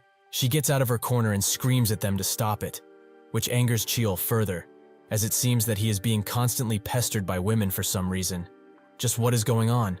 Sujin gets closer and asks Cheol to tell her that it's not true, with G just wondering what is going on. Sujin asks him again. He's not actually dating G, right? Cheol just sighs and says that he isn't, but now he is also breaking up with her, as she has become rather annoying. Sujin's whole world breaks, as she asks what he's talking about. Cheol repeats himself. He is going to break up with her. Sujin falls to the ground and starts talking to herself, making G quite creeped out, but Cheol has had enough of them both. So with a last warning to G, he scampers off. She can only sigh while wondering what happened. But then she asks Sujin if she was actually dating that bastard. There is nobody there to respond, however, as she keeps muttering to herself, which creeps G out again, so she just leaves. After a while, Jin Ung also gets out of the nurse's office and thanks the nurse for allowing him all of that time. But he's okay now. She asks him to stay, as she has to check him at least, but he says that he's okay for now, so he will go home first, and then to a hospital with his parents. The nurse agrees to let him go and promises to cover for him in his classes, as she will inform the teachers right now. As he walks away, Jin Ung thinks that he shouldn't blame Sujin for what happened, as she only covered for her boyfriend. He is the only one at fault, since he didn't manage to become her boyfriend. In order to achieve that, he must become a bad guy, but he doesn't want to beat on the weaker guys in order to become bad. He would really love to beat the snot out of Cheol and see his teeth flying, but in order to do that, he needs to become stronger, as he is too weak right now. When he gets home, Jin Ung receives no meeting, and the house is rather quiet. But that's when he notices that all of the uncles are bowing down in a submissive position, making him wonder what they are all doing all of a sudden. Suddenly his father says that he is at home even though he should be at school right now. So the rumors about him changing were true. The way he dresses also has changed, but they need to work on that further. Jin Ung can't believe his eyes as his father is back home. He asks why he is so shocked. Isn't he happy to see his father? The father tells him to come sit, but Jin Ung is too stunned by his presence. So his father tells him once again to get his ass on the couch right now. Jin Ung jumps to the couch, apologizing for his rudeness. The father notes that it's been a while since they have last met, a total of 3 years to be exact, so he must have grown a lot in those years. He should stand up and let him have a look. Jin Ung does just that, and the father says that he looks just like him in his younger days. But Jin Ung asks why he came back so suddenly. He explains that he did so because he heard that he became a problem child, something which he was waiting for a long time for. Jin Ung notices the sign the uncles put up, and his father explains that even if he is a problem child, all he knows to do is get beaten up. He didn't even manage to conquer a territory, or his school. That is why his dear uncles are bowing down now. But did he really think that he supported him for 10 damn years? only to see him getting beaten up, and judging by his face, it seems that he got beaten up again. The famous son of the Fire Bear gang boss gets beaten up at school. What a pathetic excuse of a person. He calls over Jin Ung and tells him that from now on, he will provide him with the successor's training. Jin Ung tries to talk him out of it, but the father explains that 10 years ago, he said he wanted to live a kind life and rejected the training because of some dumb girl. So he has been waiting 10 entire years since he made that decision. But looking at him, he has achieved nothing. He has only gotten beaten up. But if he rejects the training now, he won't force it on him any longer. However, he will also reject him as a son for the rest of his life, because what use has he of a son that only knows how to get thrown around? He is a walking weakling that he does not need. He turns around, as it's even hard to look at his face now. Jin Ung starts shaking, and with tears forming up in his eyes, he says that he had a really hard time these past 10 years. He has had a really tough time with things. The father can't believe that he is crying right now. Is he even his son, or did he get switched at birth? Jin Ung explains that he didn't choose to have a gangster father, so why would he need to become a gangster, since he has his own life to live as well? The father agrees. Yes, he does have his own life, not as the Fire Bear gang boss, but as his son, right? He is right indeed, but that is why he can just get rid of him, so that he won't have to worry about him from now on. Jin Ung asks what he means by this, and the father notes that he is not an idiot who will just wait for him to get ready to succeed him. He already has other plans if he rejects the successor's training. There are people all over the damn country who could be called his brothers, so the successor doesn't have to be his own son. However, he can't lie. He hopes that it would have been him. Jin Ung asks for more time to consider the successor's training, as he can't decide right now. This makes the father stop and say that he has been waiting 10 long years. He has given him all of this luxury for 10 entire years, while asking for nothing, so he cannot wait any longer. He will give him until tomorrow to decide. He will give Jin Ung his answer, but if he rejects, they will no longer be considered father and son, something which shocks Sang and Jin Ung. With that, he leaves. Jin Ung falls to the ground. As he probably has the worst father there is, Jin Ung picks him up, and Jin Ung notes that he needs to rest first, so he will go back to his room. Jin Ung tells the others to get up already and apologizes, as he didn't expect for the boss to drop in like this. They tell him to not worry about it, as it was nice to see him. He calls Sang and the other main uncle, Gon, to sit, as they have something important to talk about. As they do that, Jin Ung notes that he has never seen the boss like that. Gon says that the young master has to accept the succession training, but Jin Ung isn't sure, as it might be too early for him. Gon says that it does not matter if he is ready or not, as what would happen to them should he not accept? There are already people talking about them in the organization, saying that they are babysitters. Wouldn't they just be thrown to the dogs after this? Upstairs, Jin Ung is taking a shower, but he can only think about his father and what to do.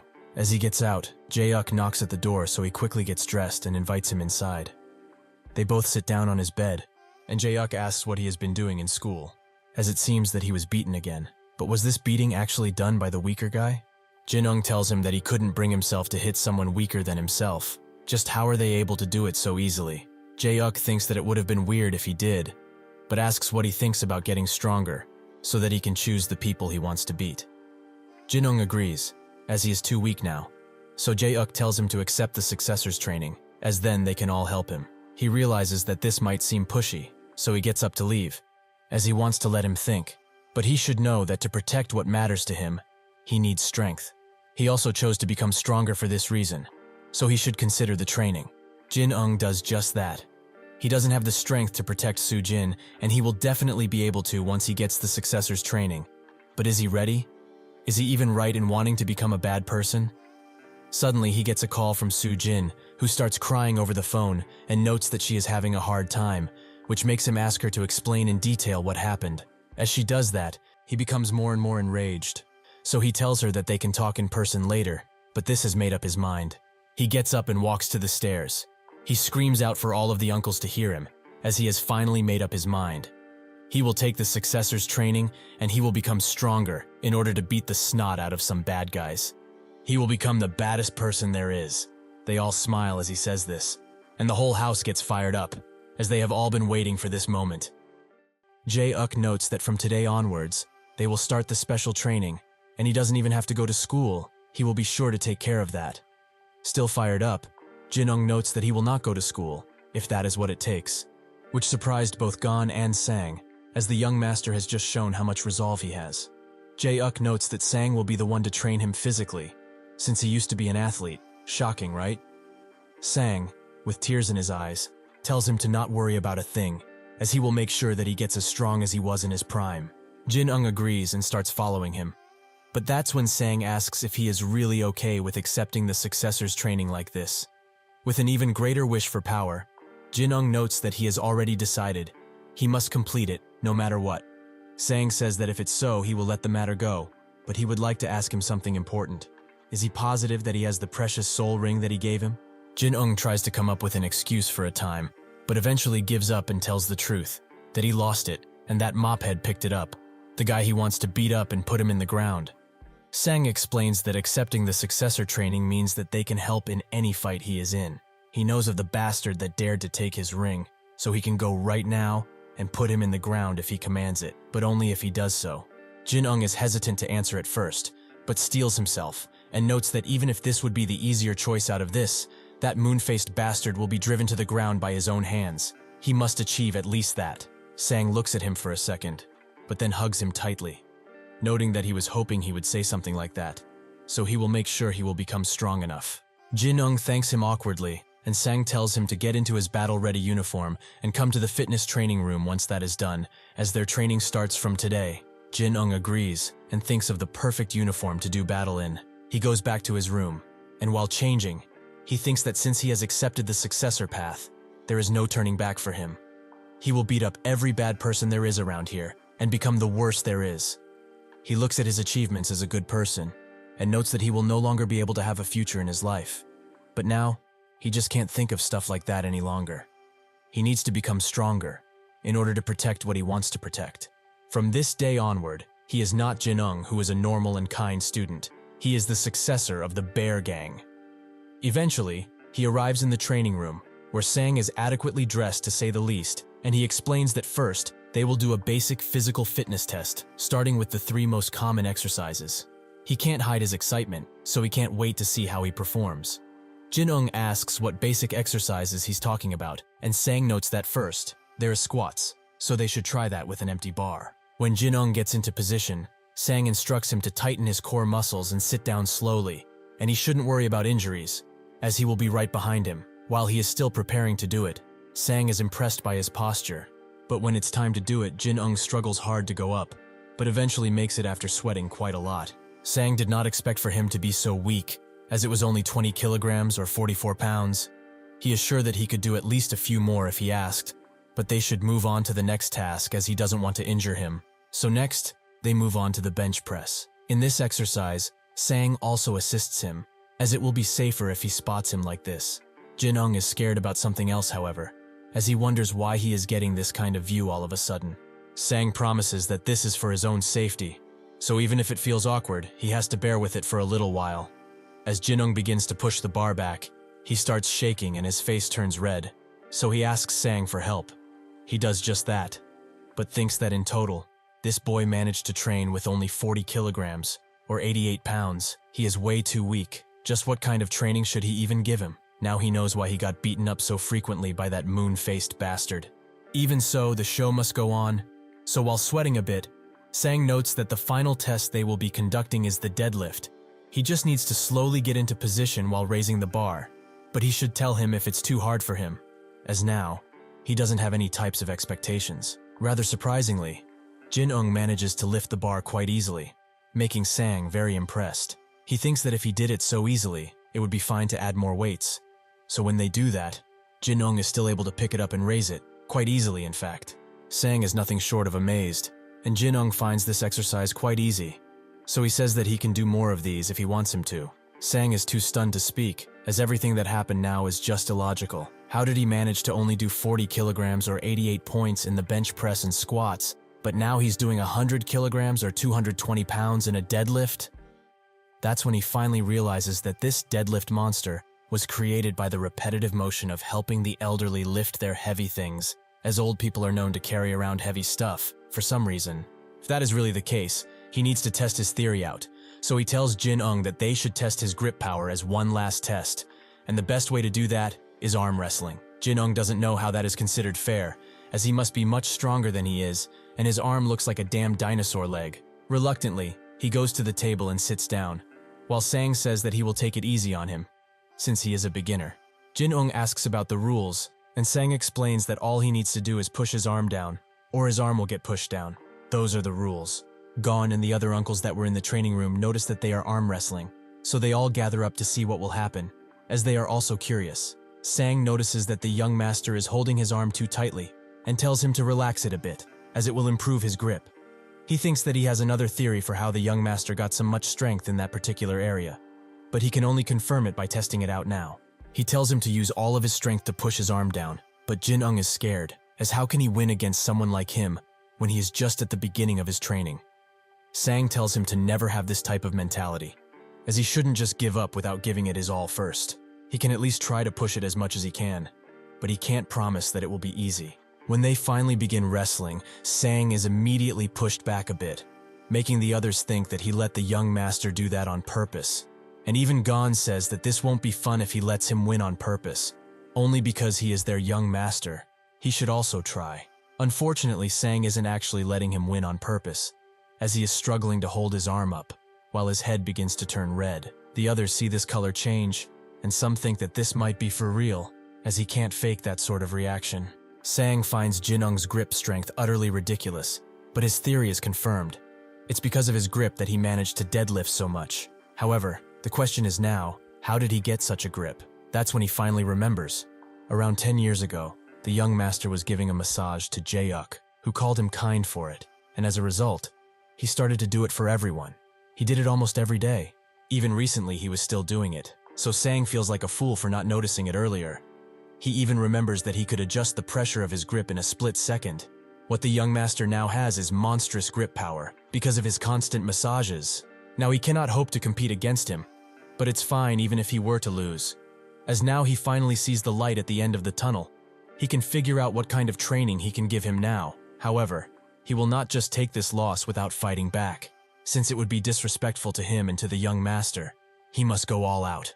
He does just that, but Jin Ung is not budging in the slightest, and he is extremely focused on exerting force. The others wonder if any of this is real, but they are all sweating profusely at the sight. Sang tries and tries to even the stakes, but even with his head red like a tomato, he can't defeat the young master, who pushes him back fully. He can't believe that he actually won, and as Sang lays on the ground utterly defeated, the other uncles can't believe that something like this happened, as Sang is one of the top-tier arm wrestlers in the whole organization. Sang breathes heavily as he thinks that the young master was already so strong, but he just didn't know how to use his strength. So if he teaches him to, he could become the strongest person in the whole school. Perhaps even unifying an entire inventory would be too easy for him. Just now, he saw the fire of the Bear Gang boss in him. The same fire that made the Fire Bear Gang what it is today. Sang tells the young master to lay down beside him, and even if he finds it weird, he still does it. And so they look like they are trying to stargaze, even though they are inside. Sang explains that from what he saw today, he definitely has the potential to be very strong, which Jin Ung doesn't believe, as this arm wrestling match was faked, right? To give him a little bit of an ego boost or something? There is no way he actually managed to beat him. Sang says that it does not matter if he let him win or not. What matters is the end result, whether he won or lost. Even if he let him win on purpose, he is still the one who won. So moving forward, they will do their utmost to ensure that he never loses again. That is what it means to he the Fire Bear Gang's successor. However, if he wants to know, he really lost against him in the arm wrestling match just now, so that's why he said that he had tons of potential. For today, he will not go to school, as they need to start the closed doors training immediately. Jin Ung asks what that is, and Sang explains that from this point forward, all communication with the outside world is strictly prohibited. Jin Ung tries to refuse, but Sang asks if he expects someone to contact him urgently or something. If that's not it, then he should only think about becoming a stronger man. He wanted to become strong in order to beat up all of the bad people, and become the worst, and most importantly, beat the mophead and get his ring back. That is only possible with pain, because where there is pain, there is also change. He should accept this pain and relish in it, however, so he should trust him, as he promises to make him the strongest person there is. Jin Ung accepts his help, and they both start walking like real men to another room. A whole 3 days later, Jung is quite confused to not see Jin Ung here for the 3rd time in a row. So after class, when his friends are talking about a game and how much rank they have, Jung comes behind them and asks why Jin Ung isn't coming to school, as it's been happening for a while. They explain that they don't know much at all, as he isn't responding to messages or calls. One even tried to go to his house, but some scary uncles were walking around the place, so he decided to run away. Jung finds this whole situation quite confusing, so he can't help but wonder if something really happened to that guy. While walking home, Jung walks by a bakery and he decides to buy something, but not for himself, for his sister, who was waiting for him close to their home and jumps on him when she sees him. Jung told her to not wait for him outside, yet here she is. She explains that she remembered, but it's quite boring around here, as that kind classmate of his hasn't been around here anymore. Jung notes that he also didn't come to school for the past few days, so maybe something did happen to him. The sister wonders if he fainted somewhere after getting beaten into the ground by someone, like when he tried to help her previously. Jung says that she sure has a splendid imagination, but who knows at this point. She gets mad at him, as that guy is extremely weak. Even she could do some damage, so that's why she keeps telling him to protect him, since he is so strong. Jung picks her up and tells her that she will look for him to appease her worry, and so they both walk to their house. Much later, Jung arrives at Jin Ung's address, as he got it from the form teacher, but he is quite surprised by what he is seeing right now. He didn't know that bro was so rich. Two of his patrolling uncles appear, and they ask who he is and who sent him here, while one even starts pulling something out. Jung introduces himself and notes that he is from Jiran High. The uncle has no clue what he is talking about. Maybe it's the name of a family that is around the area, but they haven't heard of it at all. Jung is quite surprised by their utter stupidity, so he explains that is the name of his high school. He is Jin Ung's classmate. They immediately change their demeanor and invite him inside with open arms, as any friend of the young master is also their friend. They immediately get scolded for this action, as Jae-uk can't believe that these dumbasses let a stranger inside only because he said that he was the young master's friend. They are damn lucky that this was actually the case, but what would they have done if it wasn't? What if he was an assassin from the Dragon Gang or someone similar? They both apologize profusely while saying that they are ashamed of themselves. Jae-uk apologizes to Jung for suspecting him and tells him to sit comfortably from now on. Jung agrees, while thinking that it's very fortunate that he had his student card with him, otherwise things would have turned out quite differently. He might have been swimming with the fishes by now. Jae-uk asks why he is looking for the young master, and Jung explains that he only came here to check up on him, see if he's okay, as he was worried considering he hasn't showed up at school for a few days already. Jae-uk notes that the young master is in closed doors training right now, so there is no way to contact him. But that's when he notices Jung's bag, who explains that it's his bag from the judo club he joined. Seeing this, Jae-uk decides to get someone to call Sang over. That person is reluctant to do it, as he is now under closed doors training with the young master. So would it really be wise to bother them? Jae-uk gives him one glare and tells him to call him already, before he gets really mad. When Sang arrives, he asks Jae-uk why he called for him, but that's when he notices Jung, who immediately bows down to him and refers to him as his senior. Jae-uk explains that he called for him because this guy is from the same school as the young master, but is in the judo club, but it seems that they have met previously, judging by their reactions. Sang notes that he's correct, as he is a junior that is close to Lee-do Park, the guy he was going to introduce him to, so they had a meal together. Jung didn't expect for him to be Jin Ung's uncle, and thinks that with this, things are going to get complicated, but he hopes that he can get out of here soon. Jae-uk tells Sang to let him meet the young master, and with a final bow to Jae-uk, Jung follows Sang, and when they arrive at a door upstairs, Sang notes that he came at a really good time, and if he hasn't exercised before coming here, he should warm up just a little. When they enter the training room, Jung notices Jin Ung training with somebody. This must be what he has been doing instead of going to school. Suddenly, Sang tells him to go ahead and spar with the young master once, but he is reluctant to, as Jin Ung isn't even in a judo uniform, and there's a gigantic gap in strength between them. So would it really be wise to do something like that? Sang notices that he is confused, so he explains that what the young master is practicing now is not judo. He should look carefully before deciding if he should refuse or not. Jung does just that, and notices that Jin Ung is going for a throw, but he didn't grab his opponent with both of his hands, so he can't do a throw like that. His expectations are shattered, however, as he picks up his opponent with only one hand. Just what kind of gripping power does this guy have? Jin Ung screams out as he throws his opponent to the ground. Deadly move! One-armed throw! Jung is left speechless to say the least, and Sang notes that if he's around Du Park's level, he should be one of the top fighters in the country, but he should know that the young master is not training to take titles away and win awards. He is doing this only to become stronger. so now that he has seen him in action, would he like to have a go too? In response to this, Jung drops his judo bag and says that he has underestimated Jin Ung. He apologizes for that, but now he would like to have a go against him.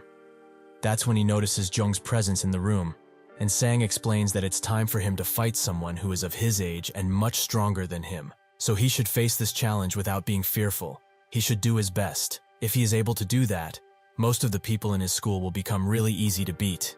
Jung prepares to fight while saying that he's glad to see him, but Jin Ung sure as hell isn't. Just how can he fight this guy? Jung notices his positioning and thinks that his foundation must come from judo, given that Sang taught him. Gon also appears and asks who that big kid is, but Sang only says that they should just watch and see the potential of their young master flourish. Jung thinks that even though he trained for 3 consecutive days without coming to school, his movements are still clumsy, so he should be easy to defeat. He inches closer and then suddenly jumps in his direction, as he cannot hope to defend himself since their physique differences are too big. He easily grabs him by his collar, making Jin Ung think that he will now use a leg technique to push him down, so he puts his legs behind one of his legs. But Jung says that something like that is pointless, as he uses more force to throw him to the ground, making Jin Ung stunned for a bit. Jung accepts that he is agile, but he is also light, to the point where he doesn't even need to use his legs. Gon screams for the young master, as he is worried for him, but Sang calms him down, as he hasn't seen anything yet. Jin Ung gets up slowly but surely, which makes Jung ask if he's okay, but when he sees him get into position, he does the same, as it would be disrespectful not to. He tries to use the same lunging grab once again, but Jin Ung uses a backstep and gets into a boxing pose. He then tries to hit Jung with a right hook, which he finds is too wide, but even if he does block it, his punch is still very heavy, making him wonder if it's because of his grip strength. Suddenly he goes for a tackle, which Jung thinks of as useless, because the difference in sizes won't allow him to do anything. Jin Ung grabs his thigh tightly, making Jung think that he's just desperate at this point. But that's when Jin Ung's eyes become filled with rage and he uses another of his deadly moves, Apple Crush! This makes Jung recoil in pain, and he wonders what that was. A pinch? Sang smiles as Gon is quite shocked by the whole ordeal. Jung tries to throw a punch, but Jin Ung uses another backstep to get away. Jung is quite surprised that he would just resort to pinching like this, but anything goes in a fight. Jung tries to go in once again, but his leg gives up on him, so he only makes it halfway before he has to stop again. Gon asks Sang if he really taught the young master how to pinch, but Sang says it's not pinching. It sure looks like it, but would Jung really be unable to move like this from a simple pinch? The young master is actually causing direct damage to his thigh structure using his crazy grip power. It's a move that far exceeds a normal massage. It's sort of like acupressure. Seeing that Jung can no longer move, Jin Ung goes for another punch, which he easily blocks. But this makes him mad, and he asks if he really wants to take him on for real. Using this distraction as an opportunity, Jin Ung throws his other fist directly at Jung's neck, almost hitting his Adam's apple. He stumbles to breathe as Jin Ung apologizes, as he didn't mean to try and actually kill him. It's that he can only reach his neck. He was aiming for his face. Jung, with his eyes now bloodshot, notes that he is a real coward. But from now on, he will take him seriously. Eventually their fight ends with Jung coming out on top, but Jin Ung didn't go down without a fight, it seems, as they are both huffing and puffing for air. Jung thinks out loud, wondering why someone like him lost to that Cheol bastard. But Sang explains that it's because the young master has never fought before, as he avoided fighting to be a nice person and eventually grew to fear it. But for his mindset to change completely, he needs a strong opponent, someone like him. He thanks him for the spar, and for it he will treat him with some medical aid and then with some food. Jung agrees and Gon escorts him out of the room. Sang crouches down to Jin Ung, who starts to smile, which surprises Sang, and as he gets up, he asks for some medical aid too. Sang can't help himself, so he asks why he smiled like that. With another smile, Jin Ung explains that he can't really explain it, but he feels refreshed for some reason. Sang doesn't know if he's a masochist or something, so he tells him to follow as he will prepare a meal for him. He starts preparing some high-quality beef for both the young master and Jung, and after he finishes, he serves it to them, noting that protein intake is crucial after a workout. Jung looks at it and notices that it's high quality. Jin Ung asks if he's allergic or something, but he notes that isn't it, but he shouldn't be worried about it. Sang has a proposition for him, to stay here for 1 week, as he will provide him with accommodations and food, but in exchange, he has to train with the young master every day. Jung thanks him for the offer, but he has a younger sister at home, and since it's only the two of them living together, he can't stay at another place, except at home. This is the first time Jin Ung has heard that he is alone with his sister. Sang asks if he could come after class ends, but that's a no-go too, as he has judo classes after class ends. Sang asks if he will help with the training if that is taken care of, which Jung agrees with. So Sang quickly pulls out his phone and calls Du Park, explaining that he wants to train Jung for a week, which Du Park immediately agrees with. With that, his judo club duties are taken care of, so he should come after school and training with the young master from now on. Jung agrees, and notes that he will talk with Senior Du Park later, but Sang tells him that it's not needed, as he should continue to dig in as he can always make more. And he will even give him some special training after he is done with the young master, as a bonus. Jung thanks him for the meal and such, but Sang notes that he should be the one to thank him. Even so, Jung still looks at the beef longingly, which makes Jin Ung say that if he doesn't like it, they can always swap it out with something else. Jung says that he doesn't have a problem with it, since it's very delicious. While he is eating, Jin Ung pulls Sang to the side and whispers something to him. After their meal is done and Jin Ung is as stuffed as Sang normally is, Jung thanks him for the meal as he gets up and notes that he will leave now, since it's getting late. Jin Ung walks him out, but as they do that, Jung wonders where his uncles went, as he wanted to say goodbye to them too. But even Jin Ung doesn't know, as they seem to have gone somewhere. Jung also compliments his house, as it looks very nice. They eventually make it to the gate, and Jung tries to leave. But Jin Ung stops him and gives him 2 packets of beef, as he said that he has a younger sister at home, so he should take this and enjoy it with her. Jung says that it's fine, but Jin Ung insists. He should think of this as payment for the spar they had. Jung takes the beef and walks away, with Jin Ung thanking him once again for today. It seems that his kind nature is still not fully submerged. As Jung puts the beef in his bag, he smiles, as he is sure that his sister will like it. He walks home with his legs still limping, and sure enough, when he arrives, his sister is ecstatic to find that he actually brought home beef. The next day at school, Ji continues to try and contact Jin Ung, but he doesn't even read the messages, making her wonder what he is even doing. Maybe he got hospitalized after getting beaten up somewhere else. At the same time, she also has an internal conflict, as she shouldn't care for that loser. Just why would she care? Her friends look at this and note that it must be pretty serious. Is this what real love looks like? One of them suggests that instead of acting like this, she should just go to his house and see if he's there. The other agrees, as something must have happened to that guy if he didn't show up to school so many times. And if she feels that it's too awkward, she could ask one of his loser friends to go with her. Her face lights up at that idea, as she can finally visit him without being too awkward. But she never talked about Jin Ung before. So how did they find out? Her friends are quite surprised that she didn't expect them to see it, considering she is fawning over that guy like he is some sort of celebrity. In fact, Jin Ung is probably the only guy who doesn't know. Anyway, instead of loitering around here with them, she should go and see him. Ji didn't expect this reaction from them, but walks away smiling and thanking them because of it. They are both surprised that she can be this kind of cute, as they have only seen her ugly side, it seems. Unfortunately, when she goes to ask his friends, they both refuse her, as they are extremely busy with something. She asks what that would be, and they explain that today is the day that they, the Soul Duo, climb up to the legendary silver rank, only achievable by the best of players. Ji has absolutely zero clue why they would care for such a thing, but one of his friends says that she just wouldn't understand. The opportunity to rank up is far more important than any woman, or knowing that Jin Ung is fine. She notes that bronzies like them shouldn't care about rank that much, as she is platinum and she doesn't care much.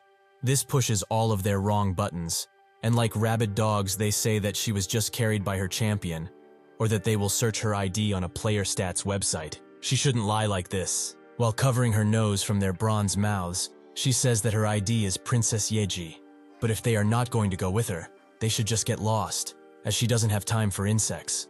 Sure enough, after they search her ID, they see that she is Platinum 1, leagues better than them, but at one point she was also Bronze, so their dream of climbing the ranks isn't over yet. Ji wonders what to do now, as she doesn't want to go alone, but that's when she sees Jung and asks if he's free today. After they go outside, she thanks him for coming with her, as she didn't want to go with a teacher, or even worse, alone. He says that it's no problem, since he was going to his house in the first place. This surprises her, as she didn't say anything about Jin Ung's house. Does everyone just know already? Jung confirms that is indeed the case, and with a heavy blush, She tells him to keep going, as she doesn't know where his place is. A person notices the two of them walking together, and asks the guy next to him if that's not Jung going out with his sister or something. This is the Year 3 judo club leader Do Park. He notes that he saw them for a while now, but this makes him wonder if Jung doesn't have good eyes or something, as his sister doesn't seem to be a good fit for him. The other guy says that he must be happy, since the junior he is close with seems to be getting closer to his sister. Do Park notes that if it's someone like that giant, he could entrust his sister to him, as he is a good enough person. Somewhere else, Cheol and his friend go to the place where they will sell the ring, with Cheol even taking one of his brother's suits and wearing it to look more like an adult. Unfortunately, his moon-shaped face can't be fixed, but it should be fine like this. Rather sheepishly, his friend tells him to go in first, but Cheol finds this place quite creepy. But since they said that they will buy the ring, they have no reason to refuse. Once they go inside, the store is rather empty, and Cheol screams at the familiar store owner to look at his customers when they walk in, otherwise they might take offense. The man does not turn around, which makes Cheol ask his friend what is going on, but his friend is already shaking and quivering like a scared rat, making Cheol wonder what the hell is going on. Suddenly, the bald man starts to sing a hide-and-seek song, as three of the uncles close up the shop completely, even pulling the blinds over. Cheol is extremely confused right now, but the man still continues to sing, while preparing his iconic pointy knuckle duster for some action. Cheol starts screaming at him, contorting his face as he does so, becoming even uglier. The man gets up and Cheol threatens to call the police while being scared for his life. Eventually, the man finishes singing and notes that even if he hides, he will find him.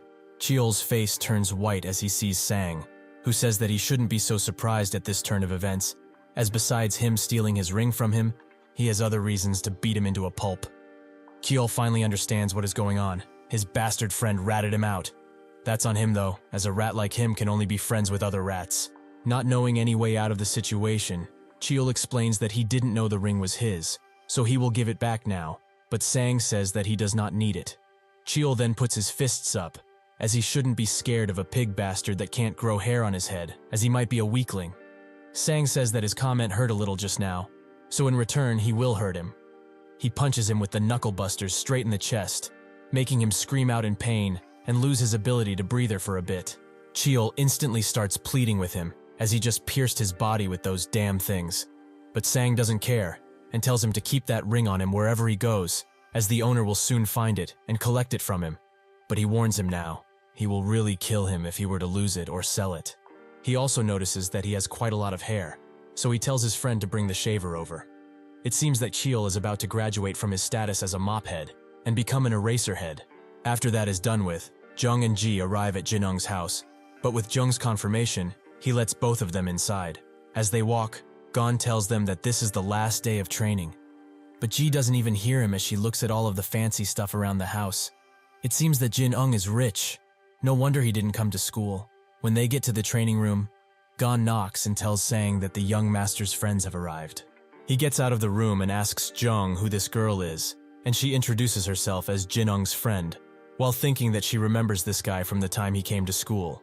Sang is pleasantly surprised that the young master has a girlfriend, which makes her immediately blush and say that that's not how it is, at least not yet, confusing both Jung and Gon. Alas, they go inside, where Jin Ung seems to have been hard at work training. Ji is shocked to see him like this, and she notes that he looks much stronger. He asks what she is doing here, and she explains that she came here with Jung because she was confused about him not coming to school all of this time. Sang is glad that the young master has some good friends, and tells her to look while they are training. She sits down and does just that, but why was she made to observe something like this in the first place? Jung congratulates Jin Ung as his movements have become much better, with him noting that they trained every day, so it would be bad if they didn't. Sang watches this with a happy grin on his face, as the decision to make Jung train with Jin Ung has proven to be an amazing one. The young master has also gained a lot of confidence because of it. Jung grabs him, and even though he tries to make him let go, Jung summons enough strength to throw him to the ground using only one arm. Ji is sure that must have hurt, but wonders how much of this she will have to watch. Jung tells him that people with his amount of gripping power are few and far between, so he should focus on that instead of striking. Jin Ung says that he wants to do that since they trained so much for it. But he has such long arms, it's hard for him to get close. Gon says that this is precisely why he taught him the steps, and Sang says that all he needs to do is move in quickly. However, what he is doing right now is already amazing. For some reason, Ji feels left out as she just doesn't get why they are so close. After hitting each other and throwing each other around, they are all happy and talking. Just why are they like this? She does not understand men at all, it seems. Jin Ung finally turns his attention to her and apologizes for making her wait, but they should go and eat some pasta, as his uncle is a great cook. She agrees, and they all sit down at the table, with Jung saying that his sister enjoyed the beef that he gave them previously quite a lot, so he thanks him once again. Jin Ung is glad that she did, and notes that he has some prepared today too, so he should take it once he leaves. As they keep talking, Ji just watches but eventually interrupts, and asks why he didn't come to school. He explains that it's because he had closed door training, but that doesn't explain to her why he wasn't contactable. Jung explains that he couldn't use his phone during the training, as he wasn't even allowed to leave the premises most of the time.